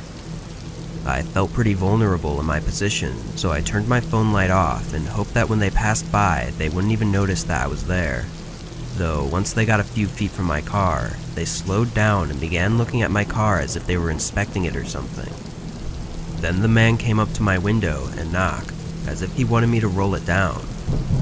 Of course, I wasn't able to, so I loudly spoke, telling him that I couldn't. He looked offended and responded, asking me for a lift to the gas station down the road. This was when I started to get a strange feeling about this guy, as I felt like it was pretty obvious that my car had broken down, so I knew he had to be up to something. I didn't respond and kind of just sat there watching the guy, hoping that he would go away. He continued asking for help though, getting more and more aggressive about it. Then he went silent for a moment, before suddenly grabbing the door handle and shaking the whole car as he tried to open the door. I began panicking, unsure of what to do, so I looked around for something to defend myself with, but all I could find was a small screwdriver in my glove box. At this point, the man started stabbing the window with a small knife as if he were trying to break it. He made a few large scratches on it, before beginning to wedge his knife in the top of the window to forcefully push it down. I was yelling at him and screaming for help, but I knew my efforts would go unheard. He continued for over a minute with pure anger in his eyes as he tried everything to get in, but then he stopped.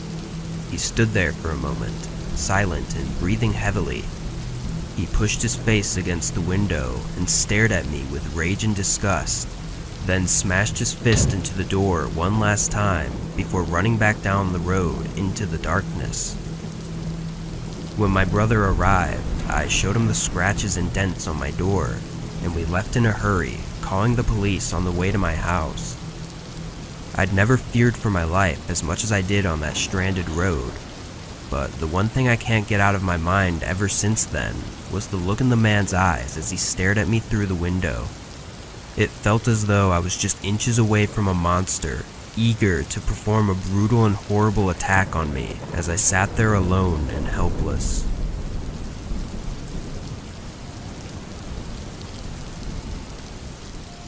During college, I worked at a small restaurant that was open late, which was usually 1 a.m. most nights. Most customers would either come in and order or call an order for pickup, but every once in a while, someone will ask for a delivery. I always enjoyed doing the deliveries because I'd get to leave the place and drive around while getting paid, plus the tip money was always nice. Anyways, we had a small delivery order for a customer that ordered at 12, so this was my last delivery of the night before getting off. I got in the car and started down the road. The GPS said it was 15 minutes away, but our restaurant was located right next to a highway, so for pretty much every delivery, I'd be on the highway for a few minutes before taking an exit and entering a neighborhood. I got on the ramp to enter the highway, and usually no one is out this late at night, but as I started to go down the ramp, I noticed a car coming toward me in my side mirror. From the headlights, I could tell they were far away, but they were also going really fast. Either way though, I had to merge onto the highway, so I slowly turned in and stayed in the far right lane. The car behind me then merges from the middle lane into the far right lane as well, practically slamming on the brakes as he comes towards the back of my car. What the hell is wrong with this guy? I thought, as he just put both of our lives in danger for absolutely no reason. I figured he had to be drunk or just some idiot that thought it would be funny to scare me, but after a few minutes he still stayed right behind me. I wasn't really sure what he was doing at this point, but it wasn't funny at all. My exit was coming up, so I was just hoping he'd leave it alone once I turned off the highway. But of course the guy followed me. The house I was delivering to was in a big neighborhood right next to the highway, so I turned in and started driving down the neighborhood streets. Once we got deeper in, the guy behind me turned all of his headlights off. This is when I really started to panic. I'd had stupid drivers follow me for a bit because I accidentally cut him off or something, but this was going too far and I hadn't even done anything to them. Thankfully, the house was just down the street at this point, so I figured I'd pull into their driveway and try and get the customer to answer the door as quickly as possible so that I wouldn't be alone. I drove my car up the right side of their driveway, which I immediately realized was a bad idea as the car pulled up right next to mine on the left side of the driveway. Before I could even get out, a man came out of the car, swinging his driver door open aggressively. He started yelling at me angrily and waving his hands around, making his way towards my window. This guy sounded completely crazy, and his words were slurred, barely making any sense. I was pretty confident that he was just drunk and wasn't too scared, but then he pulled out a small knife from his pocket and started banging on the window with it. I quickly put my car in reverse and backed out as quick as I could. The man continued to chase my car down the driveway, waving his knife around and screaming.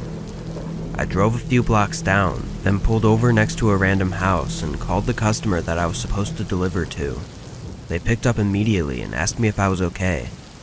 I guess they were watching from their window.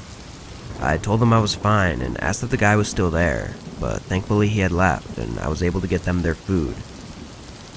I told my coworkers what had happened when I got back, but none of them believed me.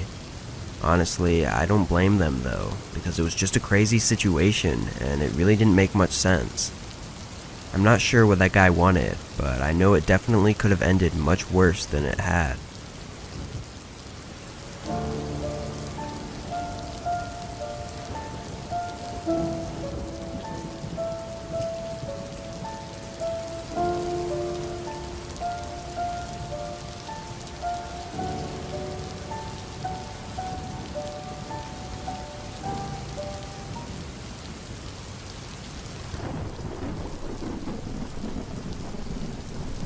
I signed up for Uber Eats back when it was really gaining traction in 2021. I'd just gotten laid off from my previous job, and it seemed nearly impossible to find any other job quickly, so this was a bit of a risk that I hoped would work out. A couple months in, I was enjoying it enough, and it was paying me enough for me to keep with it. This happened just around a year after I started. I'd fallen into the habit of waking up late and staying up late, so I hadn't started working until around dinner time. By 11 p.m., I still hadn't made enough to be good for the night, so I continued on, taking pretty much any order that popped up. It was at 1 a.m. when an order came through that was interesting. It was a grocery order from a 24-hour 7-Eleven gas station. I still accepted it, but it was just odd to me that someone would need groceries from a gas station in the middle of the night. I drove up and parked at the mostly empty gas station and went into the convenience store. The only person inside was a kind old man working at the register. I picked up the bag from him and also got myself a cup of coffee for the road, then headed back to my car. I got in and situated myself before backing out and getting on the road for the final stretch of the drive. Only a moment after getting onto the main street though, I noticed a car's headlights right behind me.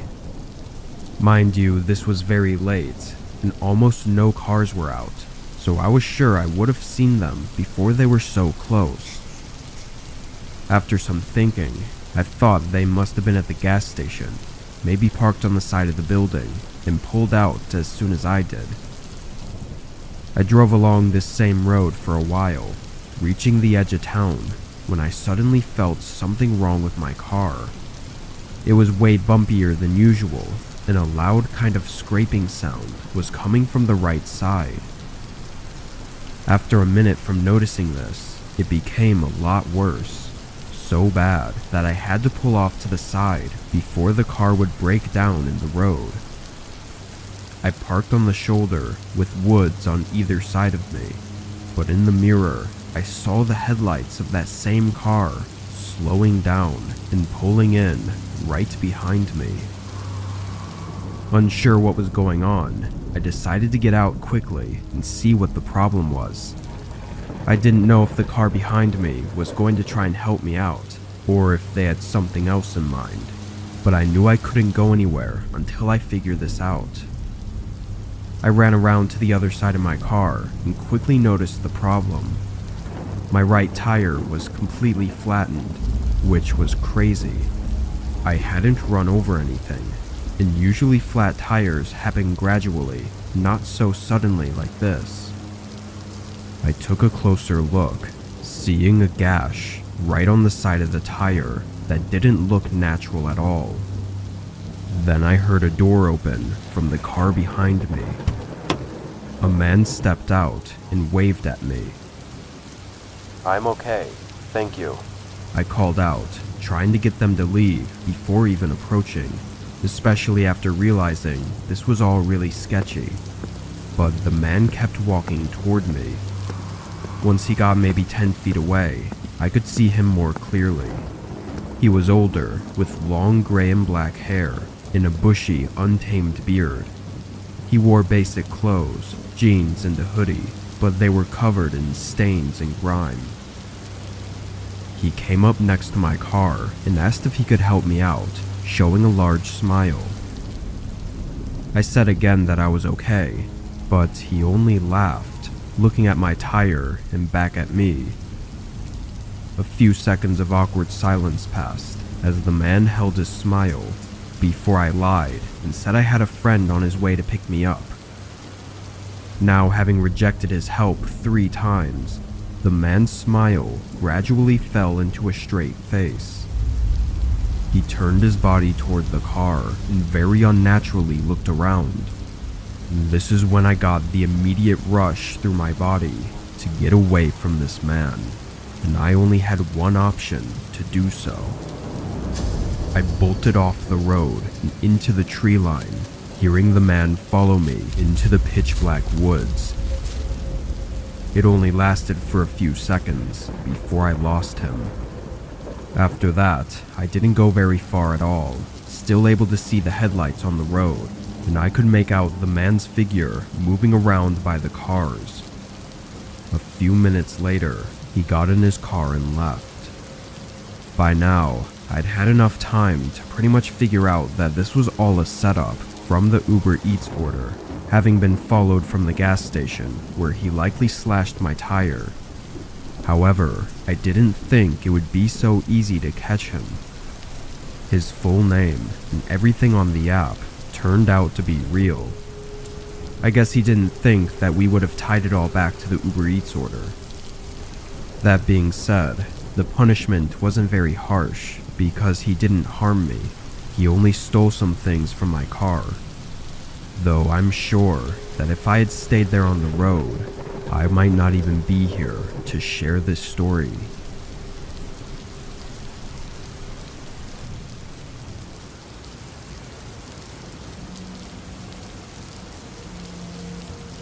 I had some spare time this night, and having chugged a few coffees earlier in the day, I figured I'd use this energy to go out and make some money.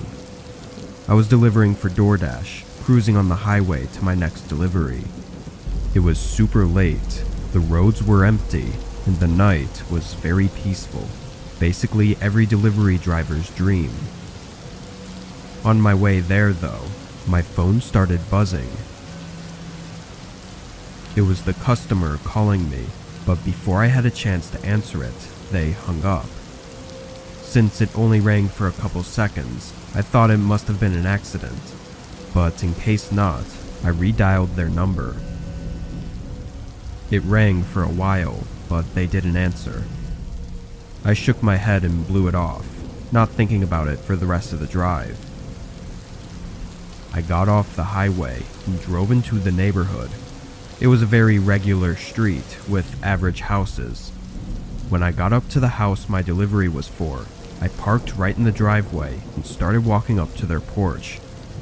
As I was setting down the bag, I saw that the front door was cracked open.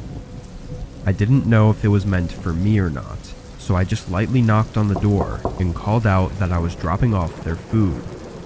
As soon as I did, I heard a somewhat disturbing sound come from down the hallway. It was a muffled thump that almost mimicked my knocking, like someone was banging on a door. A bit shaken, I opened the front door wider and called out again. I wasn't sure what to say, so I just repeated myself that I was delivering their food. A few quiet moments went by, then I heard a door open from the back of the house, and a guy came around the corner. He looked distressed and bothered, but I couldn't tell if it was because of me or something else. The guy walked down the hall and right up to the doorway I was in, not saying a word as he started to reach for the bag. But that's when I heard those thumps again from down the hallway. I looked past him in confusion as he turned and looked as well, then quickly turned back and looked at me, recognizing that I heard it too. Is everything okay? I asked carefully. The sound echoed through the walls again as the man just kind of stared at me as if he were trying to think of what to do.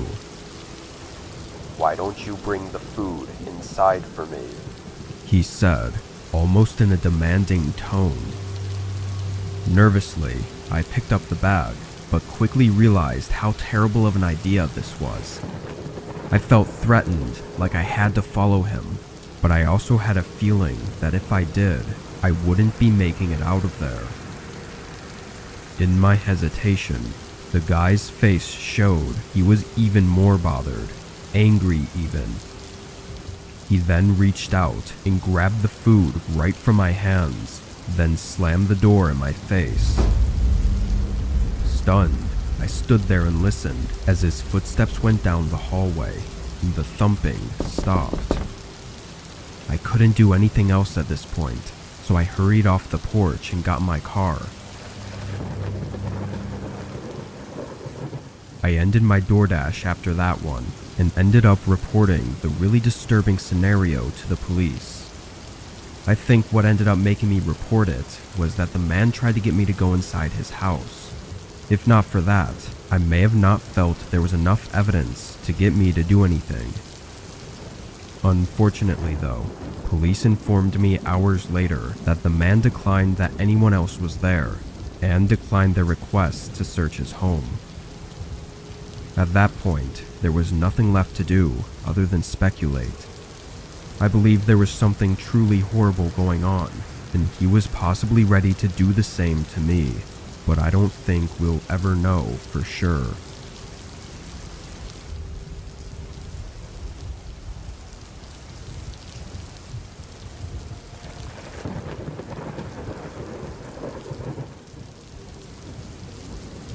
I used to deliver Chinese food for a local restaurant. I was just a teenager in high school at the time, and whatever job I got wasn't going to be for more than a year or two. I'd say this job was fairly typical to most first jobs, or retail and food service jobs, because it had some slow and boring days, and some busy and stressful days. As the delivery driver though, I was always thankful to not have to be working in the store and dealing with mobs of customers. On this night, I started at 6 p.m. It was a Friday, so I was working a late 6 to 12 shift. As soon as I clocked in, I was delivering orders non-stop for the next 2 hours with no time to breathe in between them. At 8, orders were slowing a bit, but I still had a few more to deliver before I could take my lunch, so I grabbed the 3 orders and set out to get them done before 9. The first one was close, but the next 2 were further out. This isn't uncommon, as our town isn't all packed together. I got to the second house and dropped it off, then headed out to the final stop. It was 10 minutes from where I was, and the tag said it wasn't paid for yet. all I was thinking about during this drive was the break I'd get afterward. Going back and forth for 3 hours straight tired me out more than usual this night.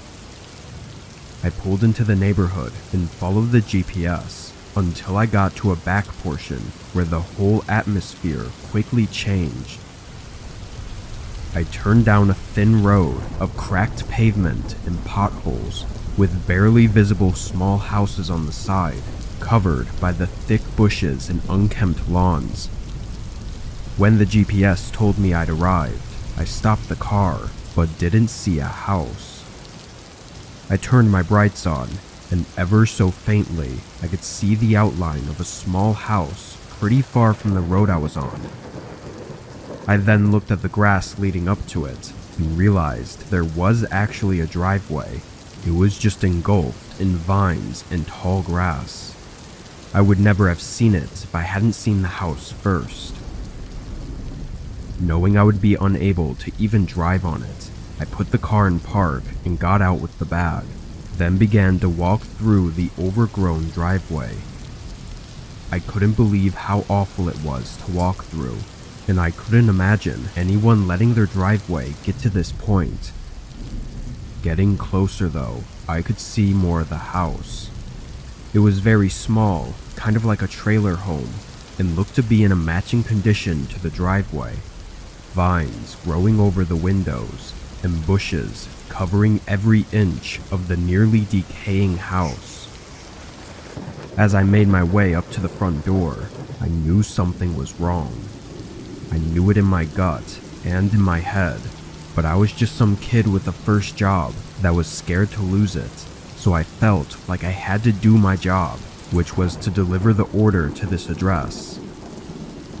I pushed all my bad feelings aside and knocked on the door.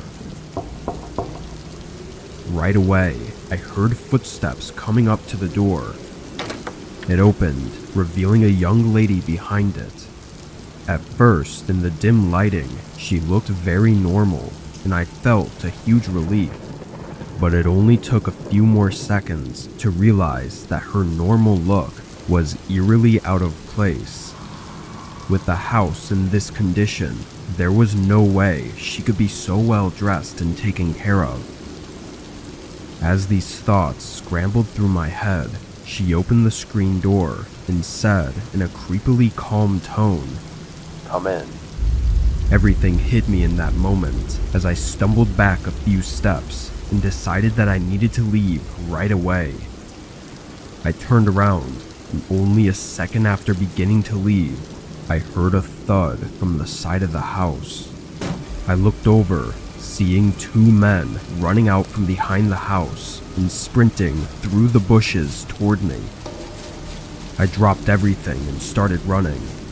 I did everything I could to get through the thick grass and vines, but just as I reached the end of the driveway, I stumbled to the ground, tripping over something. I hurried up, hearing their footsteps closing the distance on me. I couldn't even get myself to look back as I ran straight into my car. Turning it on, the men immediately stopped and ran back to where they came from. With my whole body still shaking from the adrenaline, I turned the car around and drove away.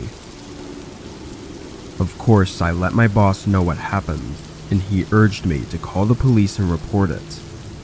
I was really relieved to know he didn't care about the order, and only for my safety, which, looking back on it, it would have been horrible if it were any other way. Police interviewed me and my boss and did a whole investigation, ultimately unable to find any of the people. The property I was on, though, was actually state-owned, and the trespassing sign at the beginning of the road had been dug up and thrown into the tall grass. Their intentions are unknown, but it seems like the most obvious possibility is likely the answer. I just hope nobody else has to go through what I did, or if they do, I hope they can be as lucky as I was to get away.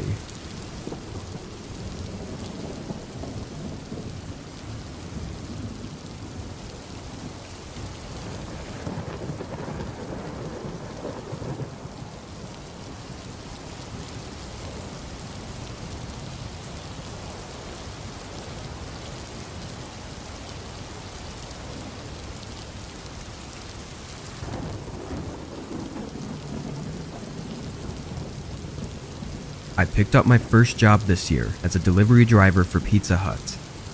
I'm 16, so this was only a part-time job that I did after school a couple days a week.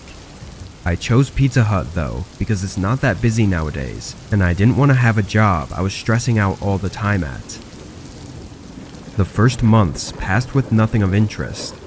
It was a very boring and repetitive job that left most days as forgettable, but then I had one experience that I'll never forget. It was a Friday, and we got an order in just before closing. The address wasn't too far, but it went through a part of town that I almost never went to. This neighborhood was different from the rest, not having tons of houses or stores in it, which gave me no reason to ever go there. While driving through, I kept checking the GPS as it took me all the way through the neighborhood, turning down seemingly every road until it finally said I arrived, but something was off. On my left was a row of maybe 6 or 7 houses, and on the right was a path leading to a park. The waypoint on the GPS was showing up on the right side, so I double-checked by searching the address on Google, and it was the actual address of the park. I parked on the side of the road and picked up the pizza, getting out and walking up to the path. With a better look, I could see that it was just a walking path, not leading to any sort of playground or anything, which is where I expected to see a group of kids that had ordered a pizza. But instead, there was a guy sitting on a bench a little ways down, waving at me. I started walking over, still a bit unsure about it. As I got closer, he stood up and started sifting through his wallet for cash. The fact that he was alone on a walking path at night, and for some reason needed a pizza delivered here, was odd to say the least, so I was skeptical when I went up and greeted him. We began exchanging everything, but during the interaction, the guy started talking to himself, repeating the same phrases like, "I'm okay," and "everything's going to be okay," which made me feel like I kind of needed to ask him if he was okay. He stopped talking and looked up at me. In his eyes, I saw fear and helplessness, something that I don't think I'd ever truly seen in someone's look before. From his look alone, a surge of adrenaline rushed through me, and I turned around, only to be met by a tall man wearing a cloth mask over his face. He held me at knife point and screamed at me to empty my pockets and toss everything on the ground. I quickly did as he said, and only became more terrified when he started to forcefully push both me and the guy from the bench off the path and into the woods, leaving everything on the ground and showing no interest in any of it. We walked for a few minutes, going well into the woods, far enough to no longer see the light of the path. Then the guy next to me suddenly shoved me to the ground and started to run in the other direction. The man in the mask surprisingly left me alone and took off after him. I quickly got back up and ran back to the path, hearing and seeing nothing else. Police arrived only a few minutes after I called, but both men were gone, and from what I know, they still are. I can't say why the other victim pushed me down, though it was most likely an effort to leave me behind so he could escape. I don't blame him, but it was a low move and makes me feel slightly less sorry for him and whatever he had to endure afterward. What the abductor intended to do is unknown, but him showing no interest in my wallet or belongings makes me feel it was something extremely awful. Ironically though, it was the selfishness of the other victim that both put me in that awful situation and saved me from it.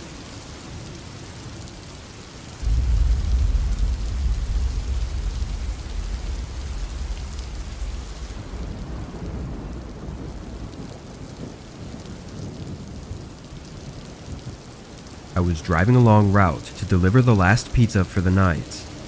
It was well into the early morning hours, sometime around 2 a.m. I live in a pretty small town, working for a local pizza shop that was one of the only places offering delivery, given that most of the town is spread far out. The road I was on was a not so often used side road that conveniently went from one side of the town to the other without any stoplights or intersections. It was mainly empty, going through the forest that surrounded our town. As I drove along, something with my car started to feel different. I checked my gas, but it was at half, and no other icons were showing up on my dashboard. I figured it was nothing and ignored it, but the further down the road I got, the more my car began to struggle. It was bumpy, shifting back and forth as I tried to maintain speed, until it just stopped accelerating. The car rolled forward, and I slowly turned it off to the side of the road, stopping it halfway in the grass. With some annoyance, I looked again at my dashboard as I tried to turn the car back on, but had no luck. I rubbed my eyes with frustration, then calmly got out and looked for any signs of damage on the outside of the car. I didn't see anything, but it was a really old car, and honestly I didn't even know what to look for. As I was out there, I looked down the road, not seeing anything but fog and trees. But when I looked back the way I came from, I saw a figure far out, standing in the fog on the other side of the road.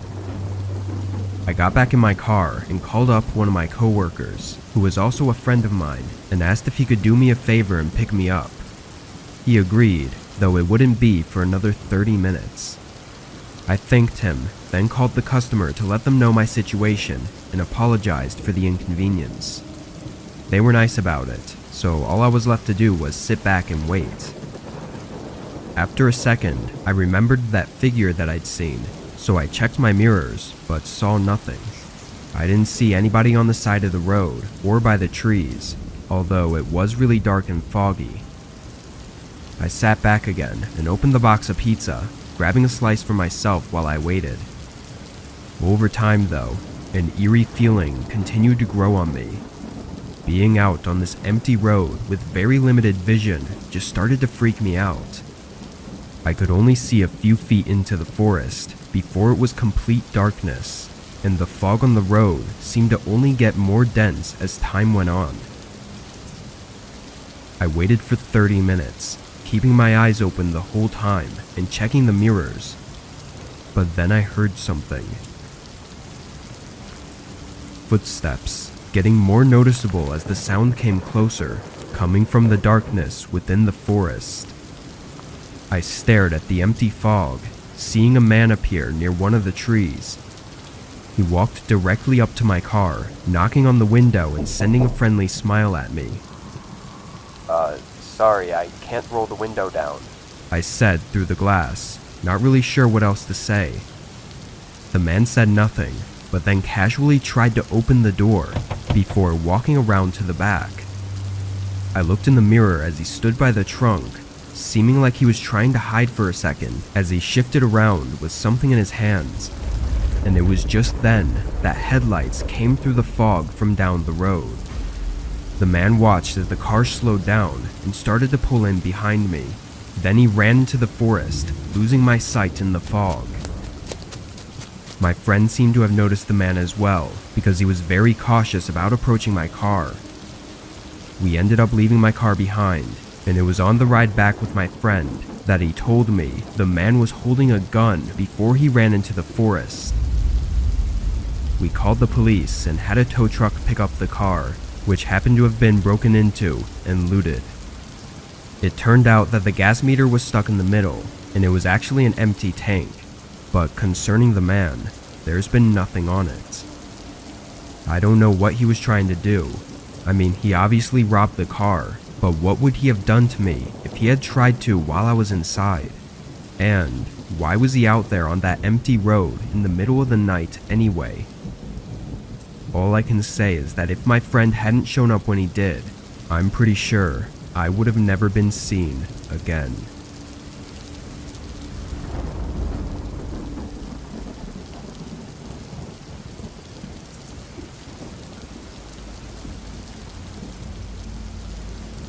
I worked at a Papa John's in my town about 2 years ago while I was taking online classes in college. I don't think anybody actually wants to work at a Papa John's, let alone any fast food place. but they were flexible with my availability due to having school on the weekdays. I worked 3 days a week, Friday, Saturday, and Sunday, all of which I did closing shifts as the delivery driver. I'm sure you all know the basic gist of it, but I pretty much waited in the store for orders to come in, then would deliver 1 or 2 at a time. Our location of Papa John's wasn't always that busy. I spent most of my time hanging out in the back and talking to my coworkers, just waiting for the clock to run down. Just past 11, a call came in. My coworker answered it and put in the order, then quickly got it in the oven, and not long after, I was taking it out to deliver. The address was a normal 10 minutes away, inside a neighborhood of mid-sized homes. I pulled up their driveway and quickly got the pizza, then walked up to the front door. I was about to ring the doorbell until I noticed a sheet of paper taped to the door. On it was a handwritten message saying "Do not knock or use doorbell." I reread it multiple times over, thinking it must be telling me to do one or the other, but no, it said to not do either. It was a brand new piece of paper too, so I knew the sign had to be for me, but what was I supposed to do? I pulled out my phone and called the number on the order. It rang once, then I heard a ringtone coming from inside the house. It was quiet and muffled, probably coming from the back of the house somewhere, but after only a few rings, it stopped. I looked down at my phone and the call had been denied.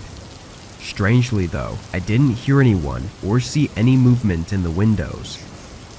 I leaned in closer to the door to try to listen more intently. It was quiet, no sounds at all. Until suddenly, chaotic footsteps loudly sprinted down the stairs, shaking the entire house and running straight to the front door. I backed away and tried to act natural, but the sudden aggression of sound had me a bit startled. A few seconds passed without them opening the door, but I knew the person was right on the other side. Assuming he was looking at me through the peephole, I got a bit more unnerved. I don't know if it was everything going on, or just a gut instinct, but something told me that this was wrong. Looking around the other houses, the whole neighborhood was dark with only a handful of lights on throughout the whole street, giving my feelings more sense to them. Then the door swung open. I have your pizza here from Papa John's, I said. The man gave me an empty look, then took the box from my hands. Immediately after, a loud thump resonated through the hallway inside the house. I looked past the man, but the house was too dark to see much of anything, and only a moment later, the door was slammed in my face. I heard him lock it, then quickly run down the hallway, and then it was silent again. I waited for a minute and listened, but after hearing no further sounds, I went back to my car and drove away. I parked in a nearby store parking lot and called the police to do a wellness check on that house. I wasn't sure of anything, but I didn't want to risk not reporting it. I got a call later that night saying they didn't find anything to worry about. Strangely, they said only the man lived there, but someone else had to have been there to make that sound I heard, which was also where I heard the phone ringing from. Nothing more came of it, but I still think on what exactly happened that night. It could have just been a strange man and nothing more, but it's the possibility of it being something else that keeps me up at night.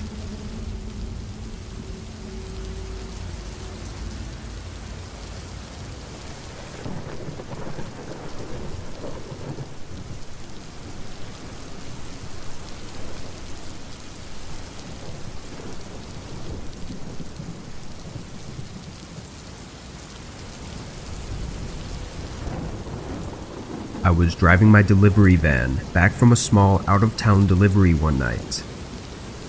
It was somewhere around 11 p.m. and it was raining steadily outside. I didn't usually work this late, but every once in a while there would need to be a delivery made after store hours, so past 10 p.m. The stores I delivered to are spread out, so most of the driving is on long highways with nothing interesting to see. As I went along the road, I saw headlights up ahead. Although going the speed limit, I caught up to them quickly. It was an old pickup truck driving really slow in front of me.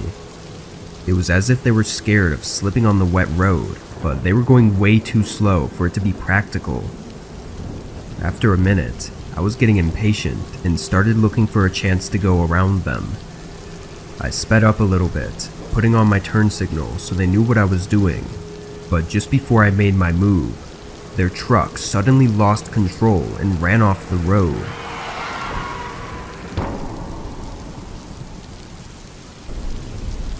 I slammed on my brakes and pulled over. I stayed in my van, looking out the side window. They somehow barely missed a few trees, but they were down a slope and likely stuck. Even though it wasn't my fault at all, I felt really bad and couldn't just leave them without at least calling for help. I tried dialing 911, but there was no signal at all. After a minute of not seeing any movement by the truck, I got even more nervous and got out of my van to check on them. I walked down the side of the road, through the cold rain, and carefully walked down the slope until I reached the trees. The truck was wedged in some bushes, but didn't seem to be too damaged. I approached the driver's side door. The window was fogged over, and I couldn't see inside. I knocked, then opened the door. There was a man sitting in the driver's seat, frantically trying to get the truck to turn on. Hey, are you okay? Did you want some help? I asked. He looked up at me, not saying a word for a few seconds. Then he responded. Can you give me a ride? I told him I could take him to the nearest gas station so he could call for help, but that's as far as I could go. After some thinking, he agreed to it.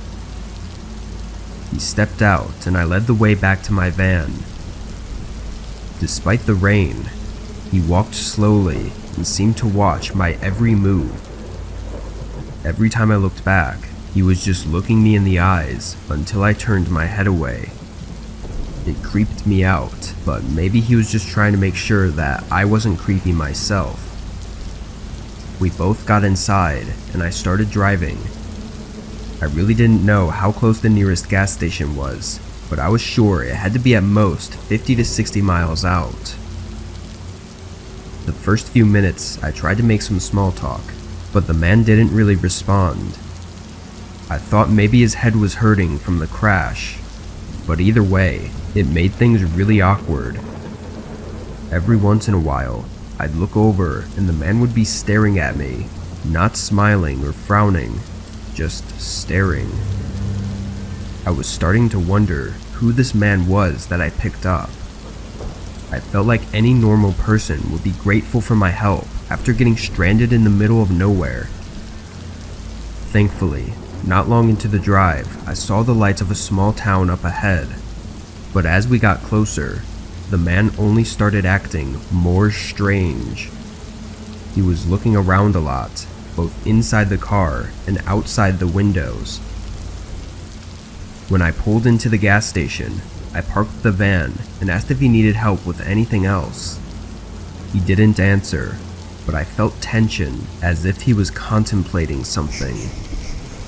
I tried to break the silence. Okay, well, I'm gonna get back on the road then.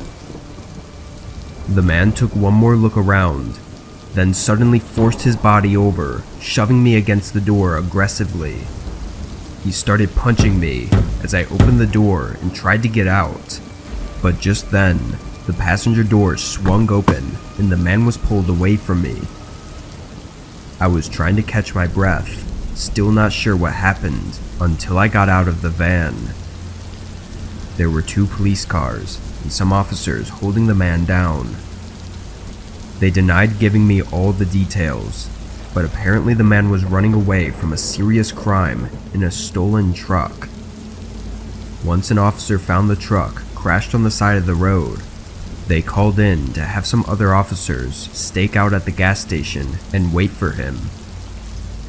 They didn't know he was with me when I pulled in, but once they saw me getting attacked, they jumped in to help. I don't know if he attacked me in an effort to steal my van, or if it was because he saw the police cars and thought I'd taken him in. But either way, it was a horrifying experience. I knew the man was creepy, but I had no idea how much danger I truly was in. If those police officers weren't waiting at the gas station, I don't know if I'd be here right now.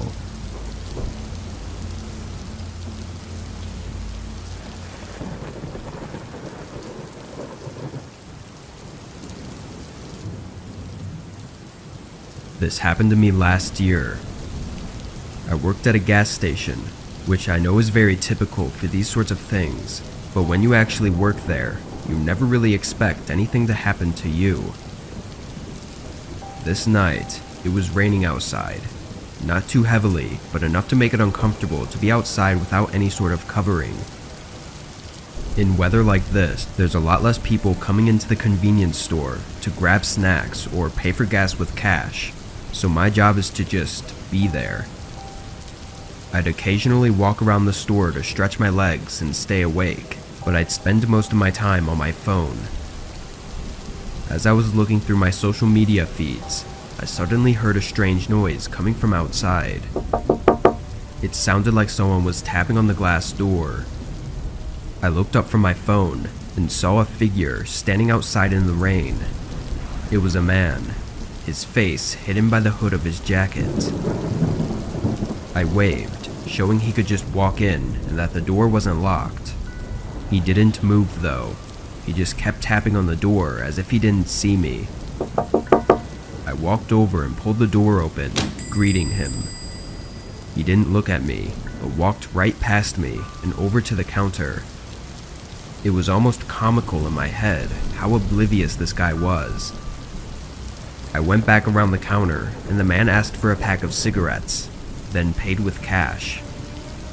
He walked out, and that's when I looked out the window and noticed there were no cars in the parking section or by the gas pumps.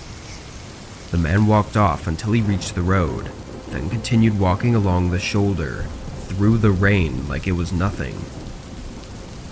I would have been a lot less confused if he had bought a gas container or something, assuming his car ran out down the road, or even broke down, but he just got a pack of smokes and left.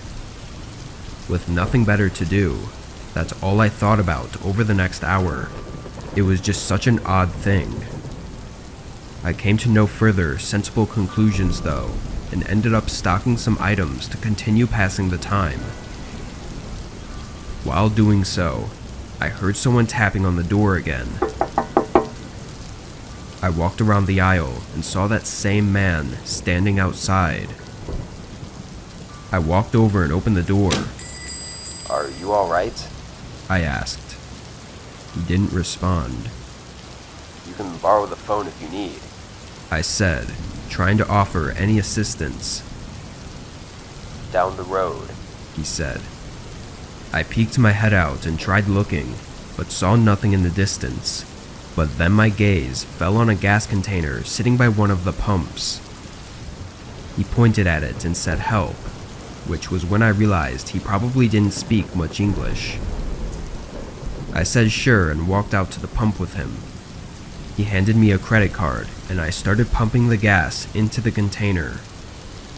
The man was standing behind me, like he was trying to stay out of my view, which made me uncomfortable. Once the container was full, I quickly handed it over and started walking back, but the guy stopped me, grabbing my arm. He started speaking quickly, but I couldn't understand him. I pulled away and started walking back to the doors, but then he yelled something, like he was talking to someone else. And just as I reached the door, I saw a man on the other side of the counter, shoving everything into his backpack. He looked up at me and instantly jumped over the counter, but then everything went black. I woke up laying on the floor with a massive headache. It seemed to only be a couple minutes after the incident, and I almost immediately realized that the guy behind me had hit me over the head in an effort to help his buddy escape. I got the cops over and they took me to the hospital, but I had no serious injuries aside from a concussion and needing a few stitches. The worst part of it all is the embarrassment I felt afterwards, like I'd been played so easily and let them get away with it. Honestly though, I'm thankful that I got hit over the head and blacked out before anything else happened, because the CCTV footage showed the guy inside holding a gun. If I had tried to stop him, or even shown I was a threat in any way, I could have been put down and never woken up.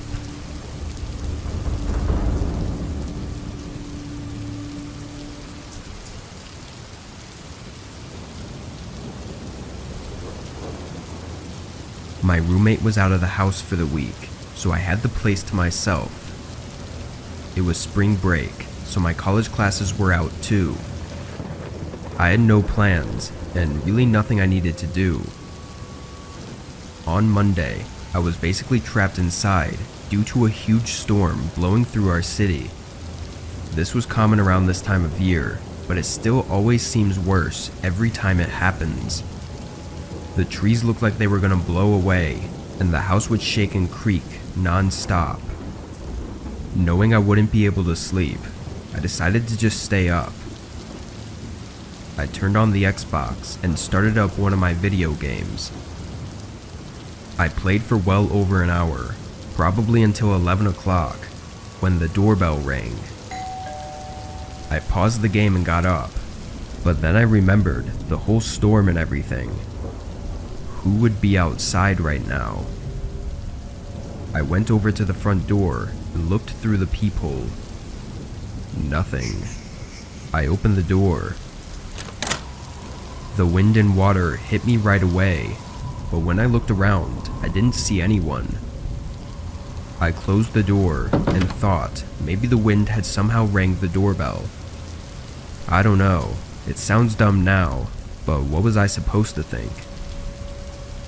I went back to my game, but only a couple minutes later, I heard a huge crash in the backyard. Stuff tumbling over and breaking.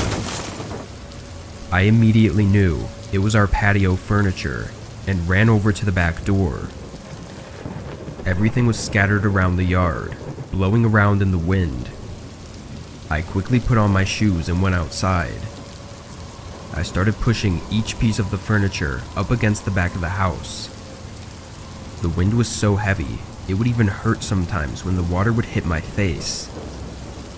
I was rushing, going as fast as I could, until I saw someone. They were standing at the edge of the backyard, watching me. I looked back at them for a moment, but then grabbed the last piece of furniture and ran inside to escape the rain. I looked out the back door as I dried off, but the person was gone. Between that and the doorbell ringing, I was a little bit nervous. I sat in the living room, this time just scrolling on my phone because I was tired of being interrupted. After a while, I struggled to keep my eyes open. I got a blanket and laid down on the couch. I didn't feel like going upstairs, and the storm was much louder up there anyway. It took a while, but eventually, I drifted into sleep. A few hours later, still well into the night, I woke up from a sudden burst of heavy wind outside, shaking the house. I pulled the blanket to the side and sat up, moving my feet to the floor as I prepared to go check if the furniture outside was still there. But just when my feet touched the floor, they were soaked. It woke me up immediately.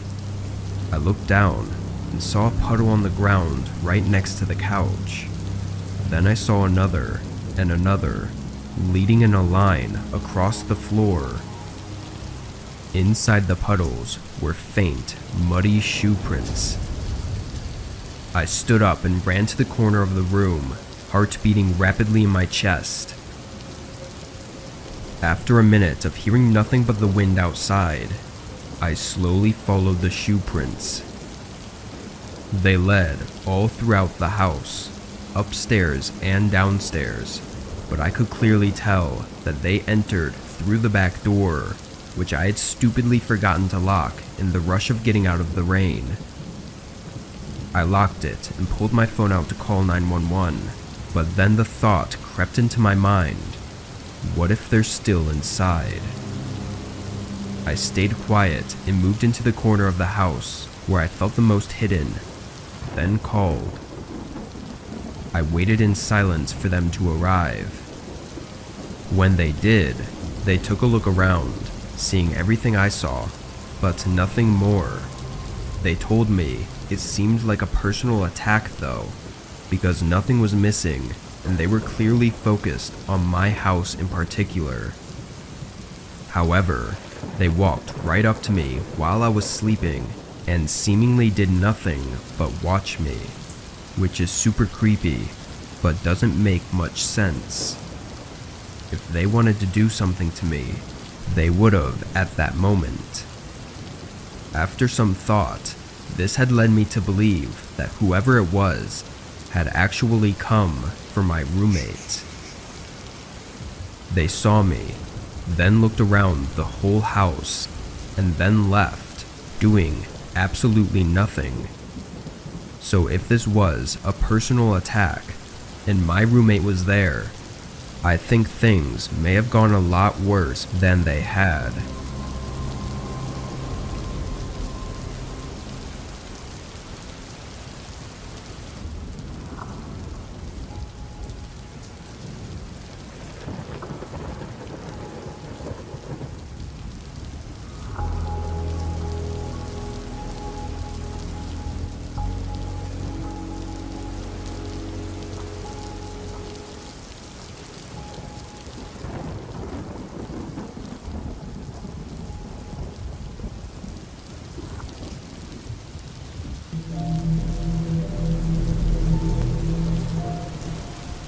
I was driving home from my friend's house.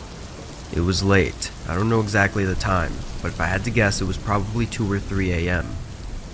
I lived 20 minutes away, which wasn't too far since most houses around here are spread out. The rain and lack of streetlights made it hard to see though, so I was driving slower and more carefully. 5 minutes down the road, I pulled up to a traffic light. I had the red light, but there was a blue car on the other side who was on the road, partially in the intersection. Its headlights and everything were on, but it was just sitting there at a green light. I couldn't tell if there was something wrong, or maybe they were asleep, but when the lights changed, I drove forward, slowly maneuvering around them. I tried to discreetly look in their car as I passed, but the rain on my window blocked most of my view. Only a moment after passing them and driving down the road again, the blue car turned and started following me down the road, so it wasn't broken down after all.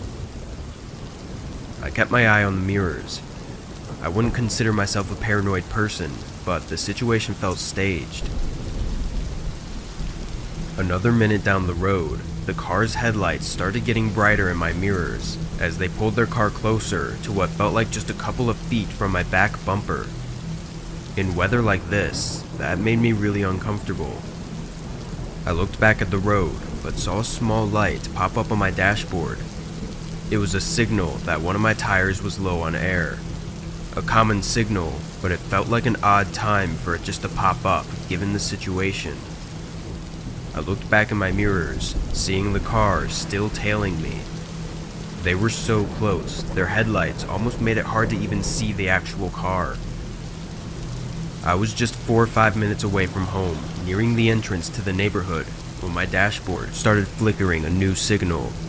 Flat tire. My stomach dropped. The second I saw that signal, I put all the pieces together and was almost 100% sure that this car behind me had done something. I drove another minute, hoping to make it closer to home, but I could feel my car sinking to the left, and I was practically driving on the rims now. I had to pull over. The car behind me did the same. I should have called someone as soon as I parked, but I was so concerned and focused with what the person behind me was doing that it didn't even cross my mind. Though, even if I did call someone, it probably wouldn't have prevented what happened next. Once parked, 3 doors opened from the car and 3 men came out. I only had a few seconds to prepare and react, but I was helpless and defenseless. They ran up to my car, 2 on my side and 1 on the other. One of the men came right up to my window, yelling at me to open the door and pointing a gun at me. It happened so fast, I was just in some dazed state. I started to reach for the door, but the man by the back door smashed something against the window, shattering it, then reached his hand in and opened the back door. They were all still yelling, both at me and at each other. The man in the back reached across, opening the other back door, then reached in front of me to open my door. I was still just sitting there, holding my hands up now to show I wasn't a threat. I knew there was no way out of this, even if I did have a weapon. Once my door was opened, the man with the gun pulled me out of the car and slammed me on the ground. The oddest thing is while I was on the ground, looking out into the rainy pavement, all I was thinking about was how cold and wet the pavement was. Not about how I had a gun being pushed into the back of my head, or that I was being robbed and beaten. I think it was my head trying to distance myself from the traumatizing situation I was in. I wasn't on the ground for long before the men by the car called out, and the guy holding me down hit me in the back of the head, causing me to ricochet off the pavement. I wasn't even sure if he hit me with the gun or just his fist, because I was already numb. I'm surprised it didn't knock me out, though. I heard their car doors close, and then driving away. I rolled over, still in a daze, and tried to pick myself up. They'd taken my phone, so I was forced to drive my car home and call the police when I got there, which ended up denting and damaging my rims anyway. The investigation went nowhere, determining only that the suspects had purposefully placed small tire spikes in the road at the intersection I crossed them at. I got lucky to have only hit 1 spike, and for it to have caused less damage than usual. They likely planned to ambush me as soon as I hit the trap, but in the end, it didn't make a difference.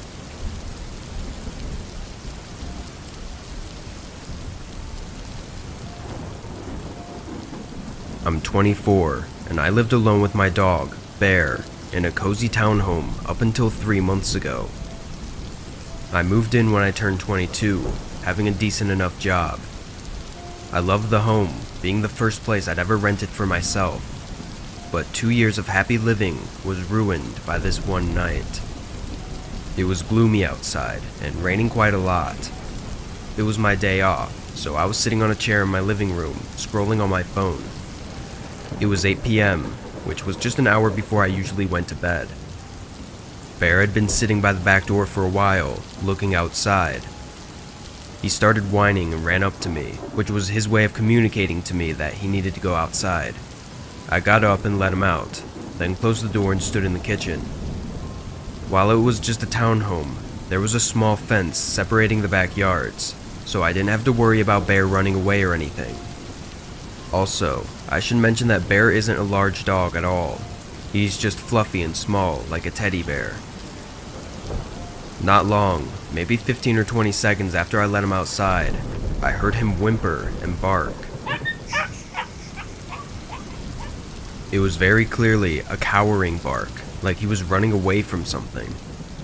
It scared me, and I rushed to the door and looked out, seeing Bear running back towards me with his tail between his legs. Once he was inside, I leaned my head outside and scanned the backyard, expecting a coyote or something to be lurking by the fence, but nothing was there. I made sure Bear was okay, then locked up my door.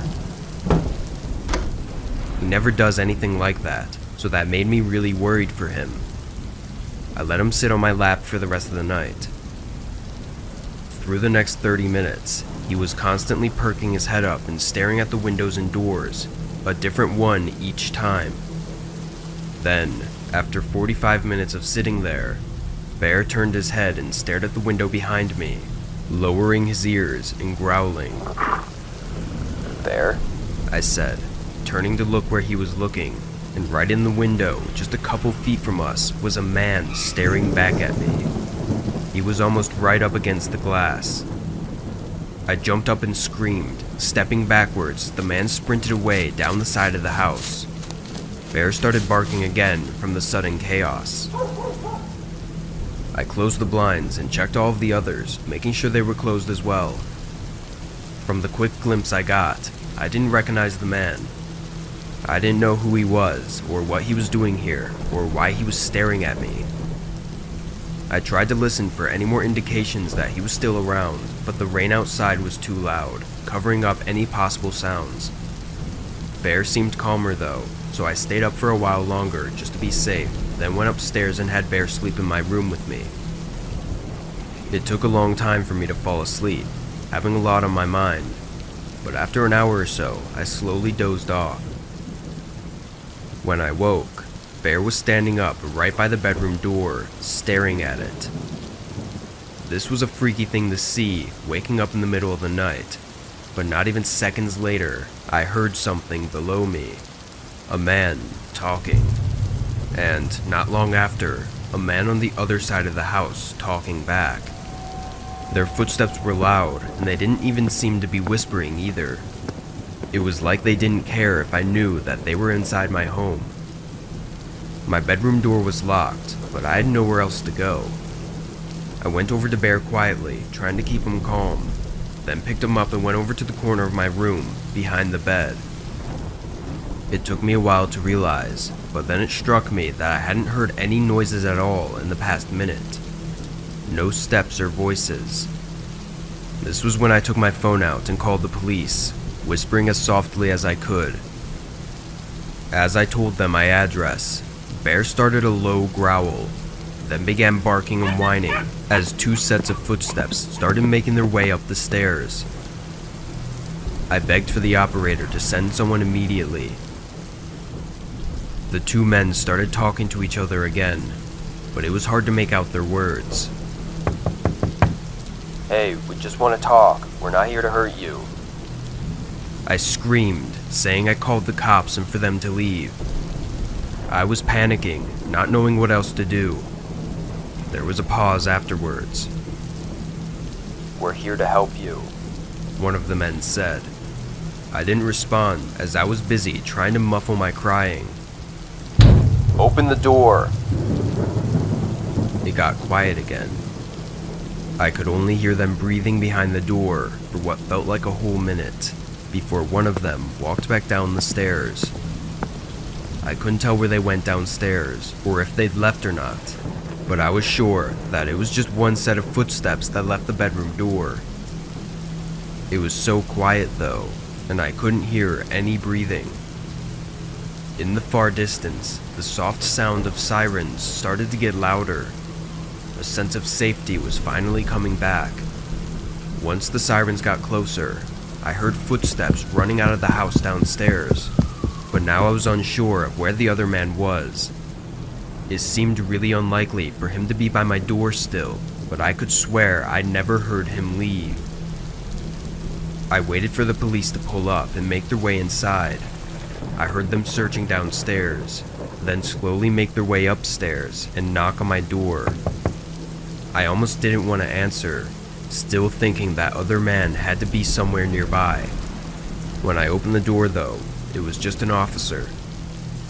I immediately told him about my concerns. He directed me out of the house as one of his partners continued searching, but nobody was found. The only thing they were able to find was watery footprints all around the house, as well as an unlocked window, which, to be honest, I wasn't sure if I kept locked or not. It terrified me though, feeling so confident that the other man was still there, never hearing him leave, but then there being no trace of him. It made it impossible to sleep at night, having this feeling of someone still in the house, watching me. I moved out 3 months ago. It was too much stress on my mind, having a loose end like that, especially since neither of them were ever identified or arrested. There was no clear intention the men had either, which is just another question added to the list of uncertainty. Even now, living miles away in a new apartment, I still sometimes feel like I'm not alone.